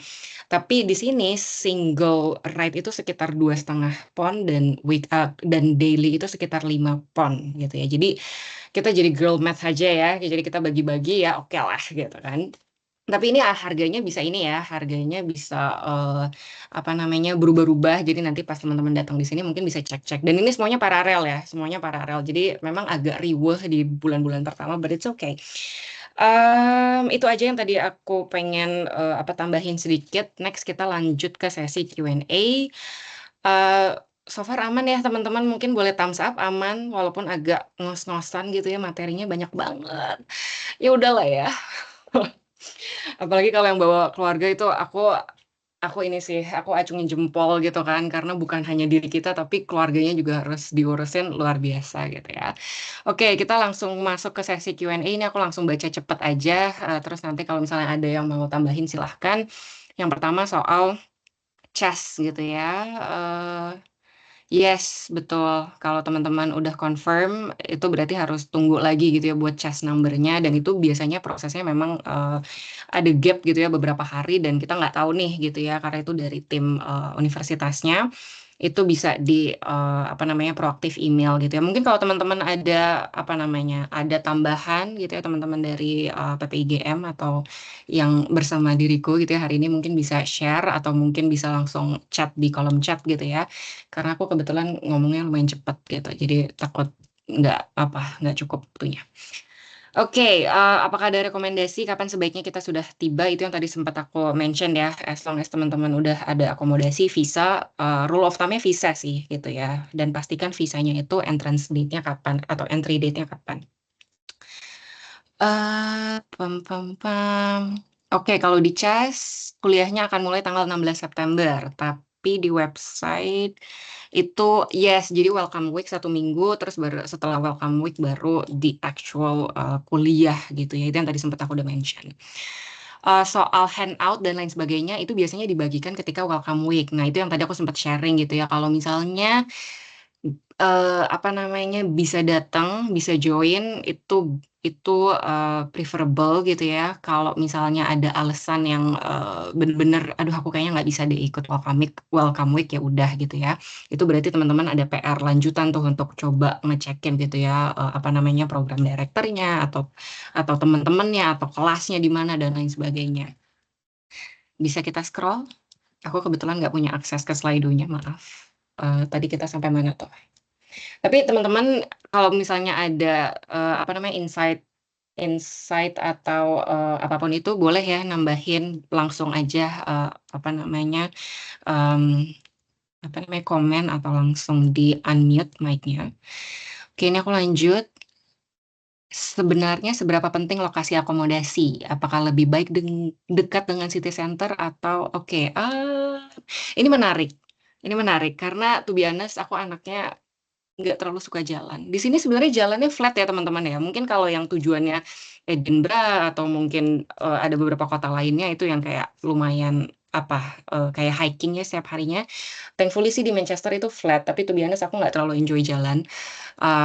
Jadi aku cuman jarak 2 km aja aku tetap pakai bus gitu ya, maafkan. Tapi aku banyak sih punya temen yang mereka don't mind gitu ya, jalan 2 km atau 3 km it's okay. Tapi ya jangan misalnya tujuan universitasnya Manchester terus tinggalnya di Salford karena itu lumayan jauh ya. Correct me if I'm wrong, itu sekitar 10 kilo. Ada gak sih 10 kilo gitu ya? 10 kilo juga agak ini ya, agak PR. Nah ini aku kurang yakin nih soal apakah ada yang kuliahnya beasiswa employer. Bagaimana pengajuan LOG. Nah silahkan. Rifki employer dari Oke. Oh Mas Rizky employer ya? Oke, Kebetulan aku Rifki. Oh dari iya kantor. silahkan. Iya, kalau untuk Haika, ntar aku baca dulu ya biar nggak miss ya. Haika, apakah ada yang kuliahnya beasiswa yang mana pengajuan LOG dari employer di pengurusan visa if employer bukan international company. Oke, aku juga kebetulan employerku juga bukan international company, itu dari perusahaan dalam negeri. Jadi untuk pengurusan LOG itu sama, biasanya dari employer pun juga mengeluarkan LOG ya atau surat seperti yang dikeluarkan oleh LPDP. Nah, itu bisa tinggal kita submit aja di pas kita apply visa. Jadi perlakuannya akan sama, step-nya pun akan sama. Paling yang membedakan suratnya aja ya. Yang satu dari scholarship, yang satu dari employer. Tapi kan pada dasarnya employer pun juga sebagai sponsorship kita. Jadi nggak ada yang beda kok dalam proses pengajuan visanya. Atau kalau masih kurang jelas nanti bisa reach PPIGM juga, bisa DM atau langsung tanya di di grup ya, MCR kandidat atau MCR students yang udah masuk ke grup. Untuk teknis lebih lanjutnya seperti apa? Oke, thank you Mas Rifki. Oke, kita lanjut ya sembari Fauzi bantu tik dan kalau udah kita Oke. bantu jawab. Oke, kita mulai dari atas mungkin atau yang terakhir di mana kita stopnya. Oke, bentar. Silahkan ya teman-teman kalau misalnya masih ada pertanyaan, karena 30 menit sampai 40 menit ke depan kita khusus Q&A. Coba, aman? Oke, Kita ini dari yang paling oldest yang atas ya. dari bawah ya, Sharon. Dari bawah ke atas. Oh. Jadi yang paling atas yang recent, yang paling bawah yang oldest. Jadi kita Oke, dari yang bawah ke atas, Ronald. Oke, dari bawah ya. Oke, soal living cost berarti ya. Ini menarik ya. Kok ke ini? Nih, Mana tuh tadi? living cost. Oke, soal living cost akan bervariasi. Memang betul. Ini pertanyaan yang aku juga tahun lalu sempat gemes gitu ya. Kayak aku pengen tahu gitu loh, apa sih ballpark-nya tuh sekitar berapa sih gitu kan. Tapi memang benar bervariasi. Tapi mungkin kalau aku bisa sharing, to be honest aku belum bikin framework-nya sih. Tapi groceries itu sekitar 20-50. Itu untuk single ya. Untuk single. Itu seminggu, yes, 20-50 pon itu seminggu. 50 tuh udah mewah banget ya teman-teman. Biasanya 20-30 lah ya gitu ya. Dan itu udah mewah banget. Karena sekali makan itu 10-20 pon. Katakanlah gitu ya, makan pagi oke lah kita skip makan pagi. Katakanlah makan siang, makan malam. Kalau di luar gitu ya 10-20, jujur aku jarang ketemu 10. Oke lah ada lah 10. Oke katakanlah sehari gitu ya makan siang, makan malam. Seharga 10 pon per meal, that means kan 20 pon per hari ya. Sedangkan per minggu itu minimal 20, maksimal 50 gitu ya. Jadi kebayang ya teman-teman, itu matematikanya menurut aku nggak nyambung sih kalau aku setiap hari makan di luar gitu ya. Mungkin awal-awal oke lah makan di luar, tapi selebihnya masak. Dan itu yang menjadi PR di UK gitu ya, bahwa groceries itu jauh banget harganya sama kita kalau makan di luar gitu ya. Mungkin di beberapa negara lainnya makan di luar sama masak itu kurang lebih sama lah ya. Jadi ya udah kita makan di luar aja. Tapi di sini itu tidak teman-teman gitu ya. Jadi cenderung kita harus masak atau banyak banget gitu ya teman-teman yang buat PO gitu ya di di grup Manchester itu juga ngebantu teman-teman gitu. Itu biasanya kayak seharga 7-10 pon gitu kan. Jadi kadang kalau lagi kayak capek masak ya udahlah ya kita belanja aja, kita PO. Tapi kalau yang kayak kita makan di resto-resto gitu ya itu yang harga udah paling rendah banget ya 10 sampai 20 pon per meal. Itu untuk groceries. Selain groceries apa ya teman-teman ya? Coba aku kepikiran apa ya? Kalau yang tadi udah ya same sekitar 10 pon. Pokoknya kemarin sih sempat aku ngitung 200 pon itu tapi 200 pon itu per bulan, that means teman-teman nggak jalan-jalan ya. Itu benar-benar teman-teman kayak ya udah sekolah pulang pulang pergi kampus gitu ya, benar-benar sekolah nggak jalan-jalan. Masak tiap hari. Atau gimana Oji? Iya, maksud gue ya 200 tuh make sense, tapi teman-teman lebih ke masak tiap hari, terus ya nggak ke kafe, nggak ke mana-mana. Jadi ya udah rumah, kampus, paling perpus atau tempat belajar gitu. Betul betul. Aku 200 pound itu kalau di musim ujian ya, karena musim ujian kan ya cenderungnya ya udah, ujian gitu kan, belajar, ujian, jadi benar-benar nggak bisa kemana-mana. Tapi problemnya adalah ketika teman-teman di UK itu pasti pengen banget gitu ya ke kota lain, atau mungkin ke Eropa. Nah itu kita udah nggak tahu tuh ya harganya berapa gitu kan. Sorry ini ada yang email kebuka, mungkin boleh eee, ini sembari mengerjakan disertasi sepertinya. Sorry. Oke, gitu ya teman-teman. Jadi tadi yang aku sempat share itu soal groceries, terus kalau SIM sekitar 10 pound tadi, terus kalau misalnya apa ya selain groceries, SIM itu yang wajib. Oh kalau, iya sih kurang lebih itu ya. Dan kurang lebih sebulan itu ya 200 lah ya, itu ballpark banget. Tapi itu nggak belanja ya teman-teman. Kalau yang kayak belanja apa lalalili ya itu beda lagi gitu ya. Contohnya aku punya temen, dia nggak terlalu enjoy belanja, tapi dia enjoy konser, dan ternyata harga konser juga lumayan ya. Nah, itu kan beda lagi lifestyle-nya, gitu kan. Jadi yang tadi aku mention itu bener-bener hal yang basic banget ya teman-teman ya, itu yang kayak apa sih, sandang, pangan, papan gitu ya. Dan baju itu mahal, guys. Aku tuh be honest ke sini aku cuman bawa 4 baju, karena aku pikir udah lah ya kita menyesuaikan aja. Tapi ternyata di sini baju mahal, jadi kita nunggu sale. Dan baju itu sekitar apa, tapi kita ada Vinted ya. Kita ada Vinted itu kayak Carousel di Indo, itu juga, lumayan.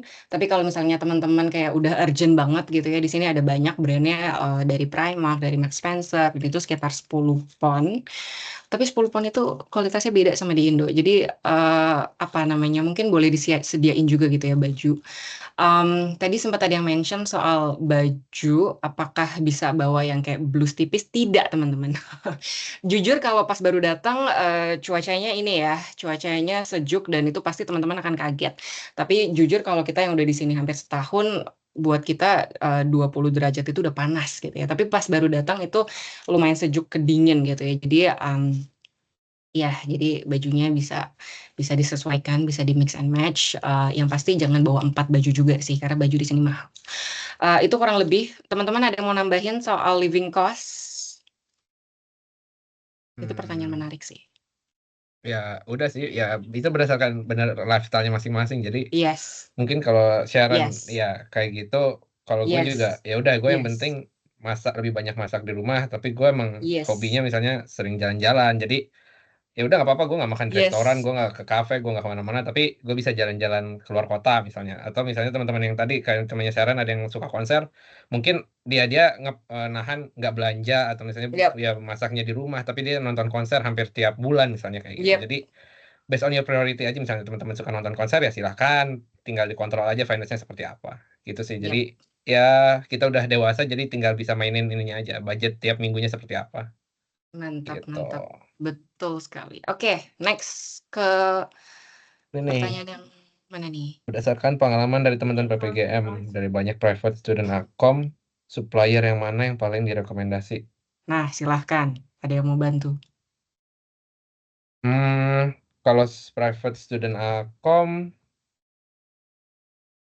biasanya kalau di Manchester tuh banyaknya IQ Oh, student sama apa ya satu oke. lagi? Gue lupa. Oke, I know.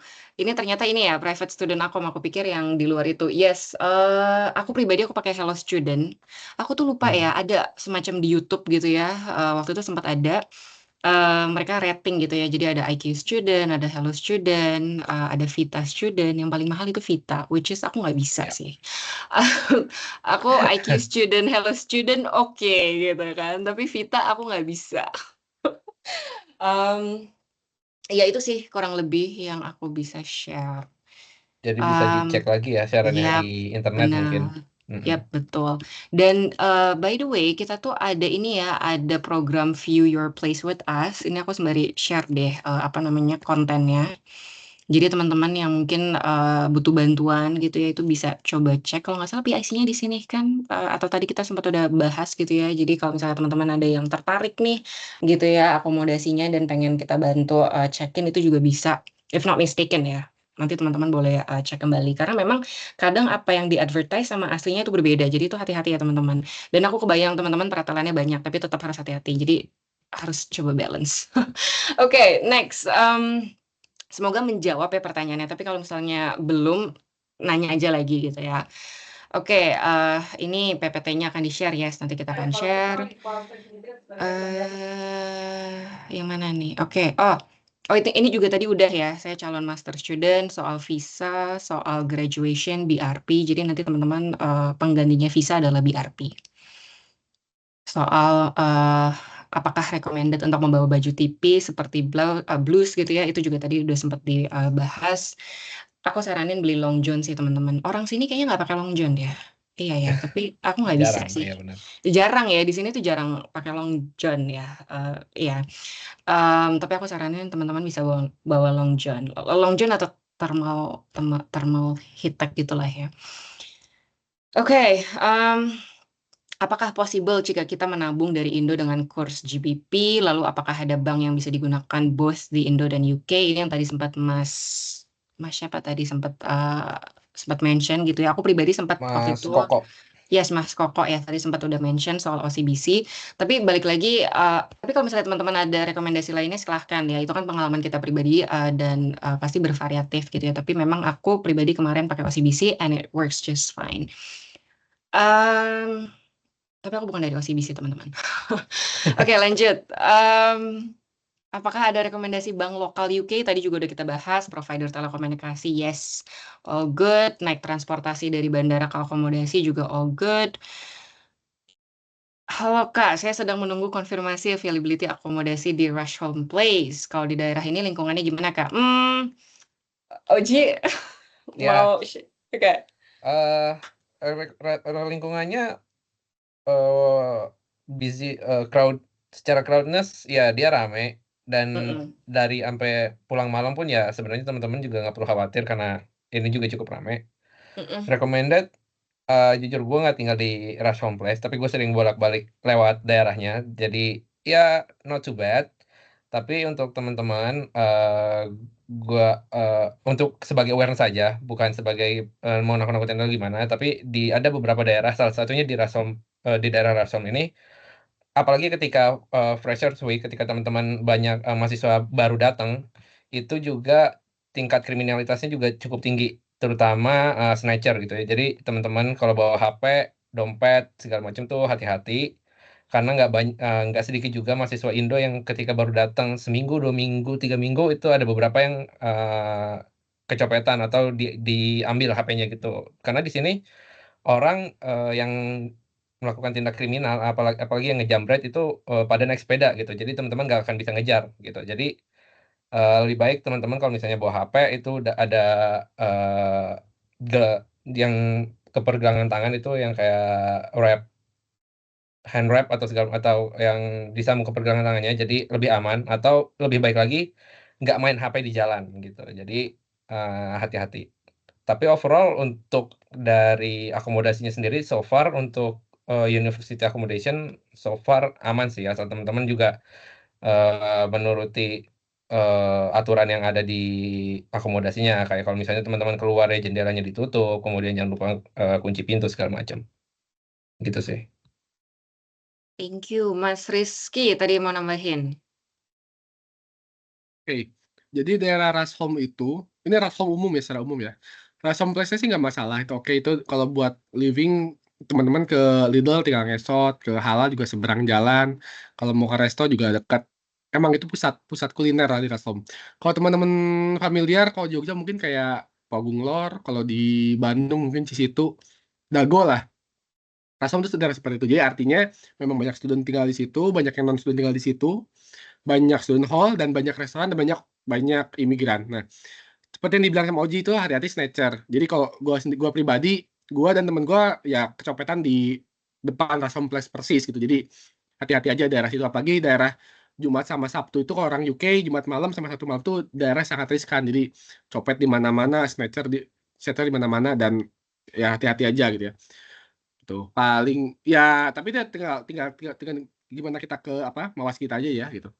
Dan lingkungannya pun kalau Rush Home, kalau misalnya teman-teman lihat di Google Street, dia cenderung rumahnya rumah-rumah agak tua, late 1850 bangunannya, jadi bata-bata merah gitu. Jadi seperti itu bentuk bangunan di Rush Home. Ya concern-nya paling cuma sisi keamanannya aja sih. Tapi kalau untuk hidup, misalnya teman-teman nggak keluar, nggak bawa HP, nggak bawa apa ya, di sini nggak ada kayak apa, kayak nodong orang tuh jarang ada cerita sih. Kayak penembakan, penusukan biasanya itu antar geng aja, bukan ke student biasanya.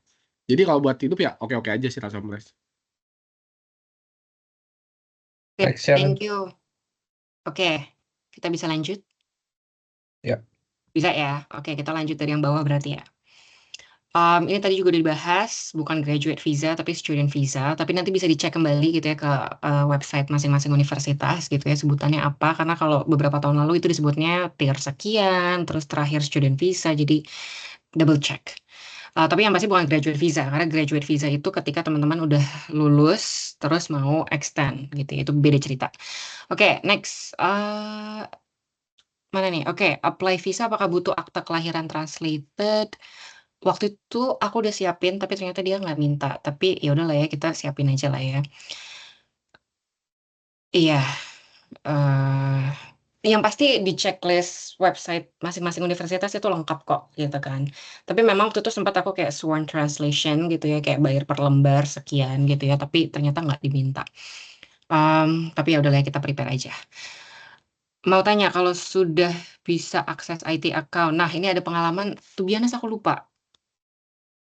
Kayaknya kita nggak bisa download dari Indo deh ya. Ada beberapa Iya, yang kita nggak harus, bisa. Karena yes, jaringannya itu harus masuk jaringan wifi-nya betul, kampus.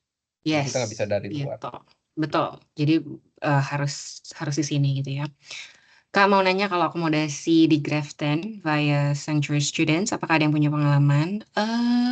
Aku kebetulan, OG di Denmark Road ya, itu kalau nggak salah satu apa? Satu Yap, manajemen sih. yap. Dari Gimana tuh? Booking. Ini mungkin nanti biar nggak panjang. Kalau mau tanya bisa japri aja, japri gue aja karena overall sebenarnya oke, pokoknya not too bad lah untuk sanctuary student gitu. Yap. Paling kalau aku sih tambahin aja karena aku di Hello Student gitu ya. Intinya booking itu dari websitenya, jangan dari third party website yang mungkin kita Betul. lihat harganya lebih murah gitu ya, lebih murah per weeknya by berapa pound. Terus kita pakai website yang agak-agak shady, itu jangan gitu ya. Jadi langsung dari websitenya, ikutin aja prosesnya dari situ. All good. Oke, untuk CAS kita follow up-nya kemana? To be honest aku lupa inget, tapi yang aku inget adalah aku spam semuanya gitu ya. To a point mereka sampai reply kayak, "Oh sorry ya, kita bukan bagian itu." Oh ya udah nggak apa-apa gitu kan. Jadi aku ke semua tempat gitu ya, bahkan ke international timnya atau kemananya, itu ada banyak gitu ya. Jadi semuanya aja di-blast. Terkait arrival di airport London, apakah sudah pernah ada award di LPDP Manchester? Aku kurang yakin, apakah ada yang punya pengalaman demikian? Karena setahu aku mereka butuh ininya ya, lokasi tujuan kota studinya di mana, Betul. Setahuku ada gitu. klausul Yap, yang melampirkan harus bandara terdekat dari kota Yap. tempat studi gitu deh. Yap. Jadi rata-rata kalau di LPDP pasti kalau studinya di Manchester, bandaranya pasti bandara di Manchester. Betul. Kecuali ketika pandemi itu beberapa bandara nggak buka gitu ya. Jadi katakanlah yang terdekat dari Manchester itu Birmingham, ya oke lah ya. Tapi kalau kita kan sekarang posisinya udah nggak pandemi, jadi alasan itu sepertinya sudah tidak valid. Jadi biasanya kalau yang mau ke London ya itu mereka turun di Manchester, setelah beberapa hari mereka pakai kereta jalan-jalan ke London. Oke, next. Untuk personal document itu harus bawa yang udah di sworn. To be honest aku nggak bawa. Dan aku juga nggak punya sworn translation. Teman-teman lainnya punya pengalaman? Iya ya, kenapa aku nggak bawa ya? Kalau gue personally KTP bawa asli, tapi sisanya cuma bawa fotokopian yang udah ini sih, kayak yang udah di sworn translate gitu. Yap. Jadi yang gue bawa asli cuma paspor sama KTP doang, sisanya fotokopi atau sworn translation gitu. Yap. Dan aku sih ingatnya aku punya Google Drive ya, jadi semuanya PDF aja gitu. Paling buat family ya, perlu bawa. Gimana tuh? Buat family, kakak, KTP akte lahir itu kalau anak yang lahirnya tahun 2017 ke sini kan udah bilingual ya. Cuman kalau yang belum bawa aja yang sworn translatornya. Karena buat nanti ke sekolah dicek akte lahir sama hubungan ke orang tua kan, kayak kakak gitu. Mereka kan harus bahasa Inggris. Oke, Tapi katanya kalau Schengen perlu nggak sih Schengen pakai akte lahir nggak ya? Enggak sih. Enggak. Ya, berarti Enggak. sebenarnya buat anaknya sih, bukan buat bapaknya, buat anaknya sih. Oh, gue nggak tahu deh kalau buat anak ya. Ya, yang bawa dokumen buat anaknya. Oke. Aman ya. Oke, nah ini pertanyaan soal viewing itu juga tadi udah aku share gitu ya linknya ke Instagram, teman-teman bisa follow link Instagram PPIGM. Tips mencari akomodasi untuk membawa keluarga. Lo Nah ini jawab ya. kayaknya pertanyaan bisa dicombine langsung ya Mas ya. Iya. Tips mencari akomodasi, daftar sekolah. Pokoknya yang berkeluarga silahkan Mas Rizky. Oke. Jadi Manchester itu pertumbuhan pembangunannya tuh sangat lambat dibanding studentnya. Apalagi waktu zaman COVID kan, COVID lockdown, terus tiba-tiba setelah COVID 2022 membludak student, nggak kejar pembangunan. Akhirnya di sini itu landlord yang memilih tenan, bukan tenan memilih landlord. Jadi kita, kalau teman-teman sekarang bulan Juni masih nyantai. Nanti start 1 Juli itu the real war-nya 1 Juli. Jadi private accommodation itu baru diiklankan oleh agent itu H-60 dari waktu kontrak habisnya. Nah, anggap misalnya tenansi yang sekarang lagi jalan itu habis 31 Agustus. Berarti kan baru bisa open ya 2 bulan sebelum. Anggap 1 Juli ya. Jadi ntar 30 Juni atau 1 Juli itu baru benar-benar keluar semua tenansi yang available di 1 September. Nah, begitu teman-teman lihat availability-nya, itu nggak bisa diundur. Misalnya teman-teman lihat availability, mana ada yang minta viewing, availability-nya Juli. Itu nggak bisa digeser ke bulan Agustus, nggak bisa. Kalau misalnya teman-teman dapat di situ, Juli harus masuk dan harus bayar. Dan masalahnya kalau teman-teman masuk rumah di luar masa studi, teman-teman harus bayar council tax. Jadi misalnya studi teman-teman kan September. Jadi kalau teman-teman ngisi rumahnya sebelum September, nah itu selisihnya itu bayar council tax pro rate gitu. Nah, jadi untuk akomodasi itu ntar sabar 1 Juli kalau yang private. Tapi kalau yang student kayaknya bisa dari sekarang ya. Kayaknya kalau student mah. Yang kalau private 1 Juli itu benar-benar yang real war-nya. Dan begitu teman-teman dapat jadwal viewing, usahakan hadir karena itu nanti makin ke sini, makin Juli, Agustus itu makin sulit dapat viewing. Jadi ntar dapat viewing aja beruntung lah ya. Terus berapa lama waktunya? Gue 3 kali nyari akom di 3 tahun berbeda. 2 bulan belum tentu dapat. Jadi makanya tadi gue bilang kan, gue sempat tahun 2022, gue 2 minggu di Britannia Hotel di City Center karena nggak dapat akom. Sekali dapat accommodation itu pun unfurnished gitu, tapi ya nggak masalah sih, tinggal nyari yang gratisan di Olio gitu. Cuman ya akom itu benar-benar kata teman-teman harus dari sekarang tiap hari dicek di Redmove, di apa itu namanya, share house, spare room apa ya? Pokoknya ada Redmove, ada Zoopla. Ya, spare room juga. Spare room ya, sama spare room juga gitu. Itu tiap hari dan jam kerja jam 9 pagi. Nah, biasanya mereka jam 9 pagi itu langsung telepon aja. Nah, untuk teleponnya pakai apa? Bisa banyak option, tapi yang jelas kan bisa telepon kantor, bukan telepon rumah. Jadi kalau gue pakai Yola. Jadi udah kayak semacam Skype gitu. Pakai Yola bisa telepon ke kantor dari Indonesia pakai internet. Itu ntar nanti gue share aja Yolanya biar ntar teman-teman at least dapat free credit buat sekitar $5, lumayan lah buat telepon 10 kali orang gitu ya. Jadi gitu sekitar 2 bulanan lumayan. Terus DP-nya berapa bulan? Jadi kalau di akom di sini itu ada jenis deposit, ada banyak jenisnya. Pertama itu namanya holding deposit ya. Holding deposit itu buat renting deposit itu buat 1 week. Jadi itu buat ngedilin kalau teman-teman mau ngambil rumahnya. 1 week deposit. Itu biasanya memotong renting yang bulan pertama gitu. Jadi misalnya price per month-nya misalnya £1.000, terus ada depositnya 50 seminggu gitu ya. Nah, seminggu itu akan dikurangi dari yang renting bulan pertama gitu. Nah, yang kedua ada deposit namanya holding deposit. Holding deposit yang disimpan sama si agen atau landlord. Holding deposit ini jumlahnya bervariasi, biasanya dari 4 minggu sampai 6 minggu week. Nah, fungsinya buat apa? Fungsinya buat misalnya nih rumahnya ntar ada kerusakan, misalnya teman-teman nggak sengaja temboknya coret-coret sama anak-anak gitu ya. Nah, itu harus dicat ulang tuh. Nah, itu kalau cat ulang kan lumayan mahal ya, bayar orangnya buat ngecat itu £60 sejam. Nah, itu ntar dipotong dari holding deposit teman-teman. Jadi setelah ntar teman-teman pulang, itu akan potong dari situ. Nah, itu yang seperti Oji bilang. Oji di awal bilang kan, waktu teman-teman nanti nyampe di private account, harus difoto. Nah, pentingnya apa? Karena begitu kita udah foto, kita punya pegangan bahwa keadaan rumahnya memang seperti ini waktu kita datang gitu. Jadi ntar ketika teman-teman pulang, lalu ada inspection, ya teman-teman bisa compare, bisa argue gitu, bahwa emang seperti ini. Misalnya ada atapnya bocor, ada noda gitu ya. ya teman-teman bisa argue buat itu gitu. Jadi itu memastikan buat teman-teman aman gitu. Nah, terus challenge-nya juga nanti kalau bawa anak kecil sama nggak bawa anak itu challenge-nya berbeda karena di sini kalau bawa anak itu cenderung lebih sulit buat dapat private accommodation. Jadi benar-benar effortnya harus lebih ekstra dibanding yang single. Karena orang UK ya mereka tahu kalau ada anak kecil kan bisa aja kayak sofanya kalau furnish ya, kayak sofanya bisa rusak, temboknya bisa lecet, pintu bisa segala macam. Jadi mereka ada concern buat anak-anak kecil. Khususnya buat student ya itu juga entah personal preference. Terus tadi ada pertanyaan kalau misalnya ada agen apa buat private account, itu sama aja, agen apa aja, semuanya sama-sama aja.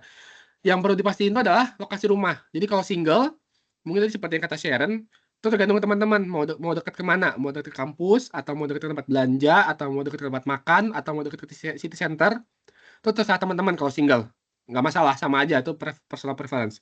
Tapi kalau family, saranku sih kalau bisa dekat sama sekolah anak. Jadi nanti nyarinya, kalau yang family bawa anak, kira-kira anaknya mau sekolah di mana, cari rumahnya daerah situ. Misalnya ntar ada 5 kandidat sekolah, ya udah cari rumahnya di sekitar 5 sekolah itu tadi aja. Karena nanti tiap hari kan ngantar jam 9 sampai jam 3 sore kan. Ya biar nggak sulit gitu ya. Kecuali teman-teman misalnya ada, kalau misalnya ntar berencana beli mobil ya mungkin nggak masalah ya. Cuman kalau jalan kaki sama naik sepeda ya, itu akan jadi challenge tersendiri gitu. Kira-kira gitu kalau buat Akom ya, buat yang family. Thank you, Mas Rizky. Nah, kita sisa 10 menit lagi, karena 5 menit terakhirnya nanti kita akan foto bareng, teman-teman. Jadi mungkin udah boleh siapin gitu ya buat kita nanti on cam. Oke, ini kita coba bantu jawab beberapa pertanyaan terakhir. Officer in charge, aku pernah dengar, tapi to be honest, ketika aku coba kontak menghilang, gak ada kabar. Jadi ya udahlah ya, kita harus bisa mandiri. Soal apa tadi namanya, soal kayak lokasi city center dan lain sebagainya, to be honest, Manchester kecil teman-teman, nggak kayak London ya. Kalau London ya kayak ya udahlah ya kota besar gitu ya, ibu kota, dan itu memang besar. Tapi kalau Manchester tidak, jadi sebenarnya kecil. Apakah common bagi mahasiswa untuk ambil part time? Yes, gitu ya. Aku juga punya beberapa teman yang mereka apply gitu ya sampai ratusan terus dapet. Tapi gini loh teman-teman, jangan sampai teman-teman part time terus prioritas teman-teman yang harusnya sekolah malah mengabaikan hal itu gitu ya. Dan aku pernah punya senior beberapa tahun lalu, dia keasikan part time to a point dia sekolahnya gagal gitu ya. Bukan sekolahnya sih, ada beberapa mata kuliah gagal, dan di sini mata kuliah gagal itu teman-teman harus ambil ininya ya. Teman-teman harus ambil harus redo dan itu harus bayar gitu ya. Jadi jangan sampai lah gitu ya. Jangan sampai lupa prioritas. Health insurance bisa buat apa? Selain sakit, vaksin, medical Silahkan. check up, kalau misal kontrol BHL boleh. Kalau BHL kayaknya masuk ke dentist, dan dentist itu beda ya. mostly nggak di cover ya. Setahu Yep. nggak di cover sama IHS gitu. Yep. Dan itu juga nanti ada website khusus, nanti teman-teman bisa cek gitu ya. Walaupun aku nggak share langsung gitu ya websitenya mana, tapi if not mistaken ada. Karena waktu itu aku sempat kayak research hampir setiap hari, dan itu ada apa aja yang di cover dan lain sebagainya. Itu teman-teman bisa bisa research individually. Payment sehari-hari di sini kita pakai bank digital, bank konvensi gitu ya. Mungkin ada teman-teman yang pakai Indo, tapi di sini sih kita pakainya bank sini. Mungkin Mas Rizky hands up, dan Mas Cokro ya. Iya, silakan. Oke, gue coba jawab yang IHS ya. Lagi-lagi gue coba jawabnya yang family dulu aja ya. Karena kalau yang single mah teman-teman kayaknya bakal jarang pakai juga sih, kecuali emang sakitnya berulang. Oke, jadi di sini NHS kayak seperti BPJS Indo, betul. Jadi mekanismenya mirip. Jadi sama-sama harus ke layanan Vaskes tingkat pertama.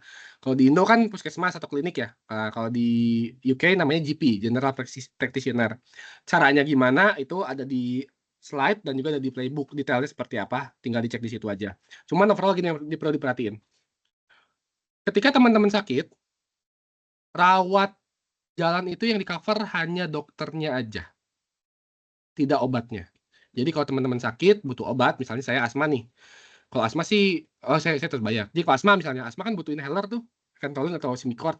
Itu bayar bukan per obat tapi per resep. Satu resepnya itu 9,5 pound. Jadi obat tuh pasti bayar kalau rawat jalan. Tapi kalau rawat inap, semuanya tercover sama IHS. Jadi aman kalau rawat inap. Misalnya nauzubillah min dzalik, teman-teman ketabrak gitu ya, harus patah tulang, dirawat, itu full di cover. Tapi kalau dari rawat jalan, itu harus lewat GP, lalu obatnya bayar. Lalu bagaimana kalau penyakitnya urgent? Kalau penyakitnya urgent, teman-teman nggak ke GP, karena GP nanti antri bisa 2 minggu, bisa sebulan antriannya. Kalau misalnya Arjen, teman-teman langsung ke namanya ANI. Istilahnya sini ANI, ditulisnya A dan ANI, dibacanya ANI. Itu UGD lah. Masuk ke UGD, langsung ngomong aja nama lengkapnya siapa, tanggal lahirnya berapa, IHS-nya berapa, kalau masih inget nomor IHS, tapi cukup nama tanggal lahir lah. Di situ nanti masuk UGD akan di ranking ada namanya triage. Jadi dari red sampai green atau blue ya. Pokoknya makin nggak urgent makin lama, bisa sampai 6 jam nunggunya. Tapi kalau urgent, misalnya contoh kayak keseleo, patah tulang, itu langsung ditangani di saat itu juga gitu. Jadi sempat kemarin baru berapa minggu kemarin tangan anakku juga entah kenapa tiba-tiba lemes, terus masuk ke UGD, langsung tanganin sekitar 15 menit langsung tanganin beres. Tapi pernah juga flu berat sampai panas tinggi, itu nunggunya 4 jam gitu. Sampai muntah-muntah masih nunggu 4 jam. Jadi tergantung tingkat risikonya ya gitu. Nah, untuk BH sendiri itu nggak di-cover seperti kata Oji. Tapi ada case khusus. Jadi gini, kalau yang family, kita studentnya nggak di-cover, tapi kalau kita hamil, ceweknya hamil, yang hamil, lalu menyusui dalam waktu 1 tahun, lalu anak kecil under 18 tahun, itu free. Dentist dan juga obat-obatan gitu. Jadi yang tadi saya bilang bayar obat itu hanya student yang normal kayak cowok-cowok atau yang cewek-cewek yang tidak hamil dan tidak menyusui itu bayar. Tapi kalau yang hamil menyusui dalam waktu 1 tahun dan anak kecil itu semuanya free. Jadi buat ke UK itu sebenarnya paling IHS teman-teman itu sebenarnya akan untung kalau teman-teman bawa anak, karena anaknya akan menikmati semua IHS-nya, tapi ya studentnya nggak gitu begitu menikmati ya. Tuh. Jadi untuk behel, perawatan gigi, behel, scaling segala macam, cabut gigi misalnya bungsu gitu ya. Kalau bisa sebelum berangkat cabutin dulu, beresin di Indonesia. Termasuk kacamata juga kalau bisa pakai di Indonesia beresin semua. Jadi nyampe UK udah tinggal yang aman-aman aja gitu. Yap, thank you. Oke, ini aku coba bantu 2 pertanyaan lagi yang nggak ada di screen, tapi tadi aku sembari ngecek gitu ya di Slido. Soal transit, setahu aku kalau Emirates itu dia ada 2 pilihan, ada yang kayak transit 2 jam, 4 jam, mungkin bisa pilih yang 4 jam. Karena pengalamanku 2 jam nggak cukup, tapi nanti teman-teman bisa cek masing-masing airline ya, karena setiap airline pasti beda-beda. Terus soal tadi ada yang bilang gitu ya, kalau misalnya September intake, terus beresnya September tahun berikutnya, terus mau pulang ke Indo, terus mau join graduation, itu nggak apa-apa teman-teman karena ada BRP, karena BRP itu penggantinya visa gitu ya. Jadi kayak contohnya aku sekarang lagi disertasi, September pulang, terus Desember wisuda, itu kan berarti kan Oktober November aku balik gitu ya, itu nggak apa-apa karena ada BRP. Ada lagi mungkin, untuk yang self-funded, setahu aku itu bukan dijelasin sih, lebih tepatnya ada apa namanya, ada skema khusus gitu ya dari universitasnya, nanti bisa dicek gitu kan, ada yang bisa pembayaran di awal, ada yang dibagi beberapa term. Terus apa lagi? Mungkin ada teman-teman yang mau pilih 1 pertanyaan lagi sembari aku skim secara cepat, tapi maaf banget ya teman-teman kalau kita nggak bisa bales semuanya gitu ya, karena memang banyak sekali pertanyaan dan aku kebayang ribet gitu ya. Dan aku pribadi gitu ya, kebetulan aku cukup aktif di LinkedIn, jadi kalau misalnya teman-teman mau tanya gitu ya silahkan, ini aku share LinkedIn-ku. Tapi kalau yang pertanyaan soal keluarga, maaf banget ya aku nggak bisa jawab. Tapi kalau yang kayak single dan hal-hal yang cukup general silahkan. Coba ya aku cek lagi ada untuk SIM. Nah, tuh mungkin to be honest aku nggak pakai eSIM, jadi aku nggak punya pengalaman itu. Ada lagi mungkin? Kalau SIM internasional nggak perlu bikin SIM internasional. Pakai SIM Indonesia juga ada cukup. Oke. Iya. Kapan waktu untuk jalan-jalan? Nah, ini oke, ini pertanyaan terakhir yang aku akan jawab ya, karena setelah ini kita akan sesi foto dan beres. Karena kita harus lanjut disertasi, guys. Oke, kapan waktu jalan-jalan? Jadi ketika teman-teman datang itu aku nggak tahu ya, tapi kayaknya sih nggak bisa langsung jalan-jalan karena chaos banget keadaannya, penyesuaian dan lain sebagainya. Dan September itu udah mulai kuliah sampai Desember awal, dan itu juga udah mulai exam di bulan November. Dan di sini tuh mayoritas essay ya teman-teman. Jadi apa namanya, harus menyesuaikan juga nih cara nulis tuh seperti apa. Ngomong-ngomong nulis gitu ya, teman-teman boleh download Quillbot, ChatGPT. Apalagi ya Quillbot, ChatGPT, tapi bukan buat nyontek ya teman-teman, itu buat paraphrase dan apa namanya, Iya, buat ngebantu teman-teman nulis karena di Indo kita nggak biasa nulis. Jadi di sini tiba-tiba kaget gitu ya, kayak ada 4 mata kuliah semuanya nulis. Jadi waktu untuk jalan-jalan yang tercepat itu adalah Desember gitu ya. Tapi itu Desember itu untuk within UK ya, karena harusnya di bulan November tuh teman-teman juga udah mulai apply visa Schengen untuk untuk spring dan summer. Jadi semuanya paralel teman-teman. And trust me, 1 tahun ke depan teman-teman di sini itu akan maraton ya. Kita kayak fast and furious gitu ya. Sekolah iya, jalan-jalan iya, urusin rumah keluarga iya gitu ya. Jadi harus semuanya dijaga teman-teman. Oke, nah itu kurang lebih sekarang kita mau foto bersama. Boleh yuk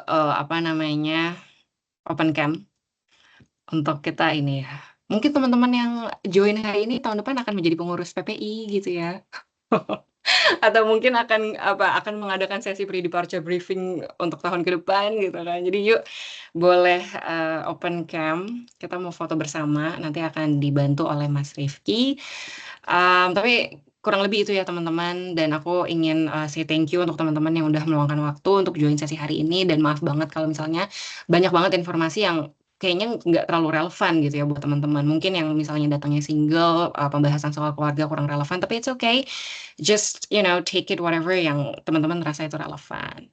Udah open cam semua, kita tunggu ya beberapa menit ke depan gitu ya. Mungkin ada yang masih mau on cam gitu ya, silahkan. Yuk kita on cam. Kak Itu Amendi ya. nanti yang ambil fotonya ya. Oh, oke, Nah. noted. Dan ini PDF-nya nanti akan di-share juga kan ya? Ini Iya, aku lihat ada link PPIGM. Ada banyak banget informasinya teman-teman. Jadi udah nggak apa-apa, kita jalanin aja ya. Aman, semuanya udah on cam? Aman ya? Yaudah, siapa yang mau aba-aba? Silahkan. Ada lagi yang mau on cam teman-teman? Yuk. Oh, PPT-nya akan di-share di kolom chat. Iya kan ya, Rifki ya? Atau nanti di grup juga bisa kita share. Oh, Betul, nanti betul. di grup juga. Yes. Di grup juga kita share. Oh, good. Thank you. Siapa yang akan memandu sesi foto? Kak Mendi mana Kak Mendi? Nah, Kak Mendi, silahkan. Silahkan Kak Mendi di aba-aba. Oh, oke. Oke. Oke, udah siap semua? Siap ya. Yuk, Oke. ada berapa halaman nih? Ada 3. Oke. Halaman 1 ya. 1, 2, 3. Oke, halaman kedua. 1, 2, 3. Satu lagi. Oke, 1, 2, 3. Oke, udah. All good, thank you teman-teman, dan semoga lancar-lancar aja. Nggak apa-apa ya, walaupun riweh, tapi enjoy aja the ride. Dan maaf banget kalau tadi banyak yang nggak bisa kita jawab gitu ya. Tapi follow ini ya, follow Instagram, LinkedIn, everything gitu ya. So thank you dan selamat beraktivitas. And yes, ada yang mau pesan-pesan nggak? Ya udah kita leave ya, bubar. Thank you. Bye-bye. Thank you teman-teman udah Bye. hadir. Thank you See semuanya luck. ya. Thank you semua.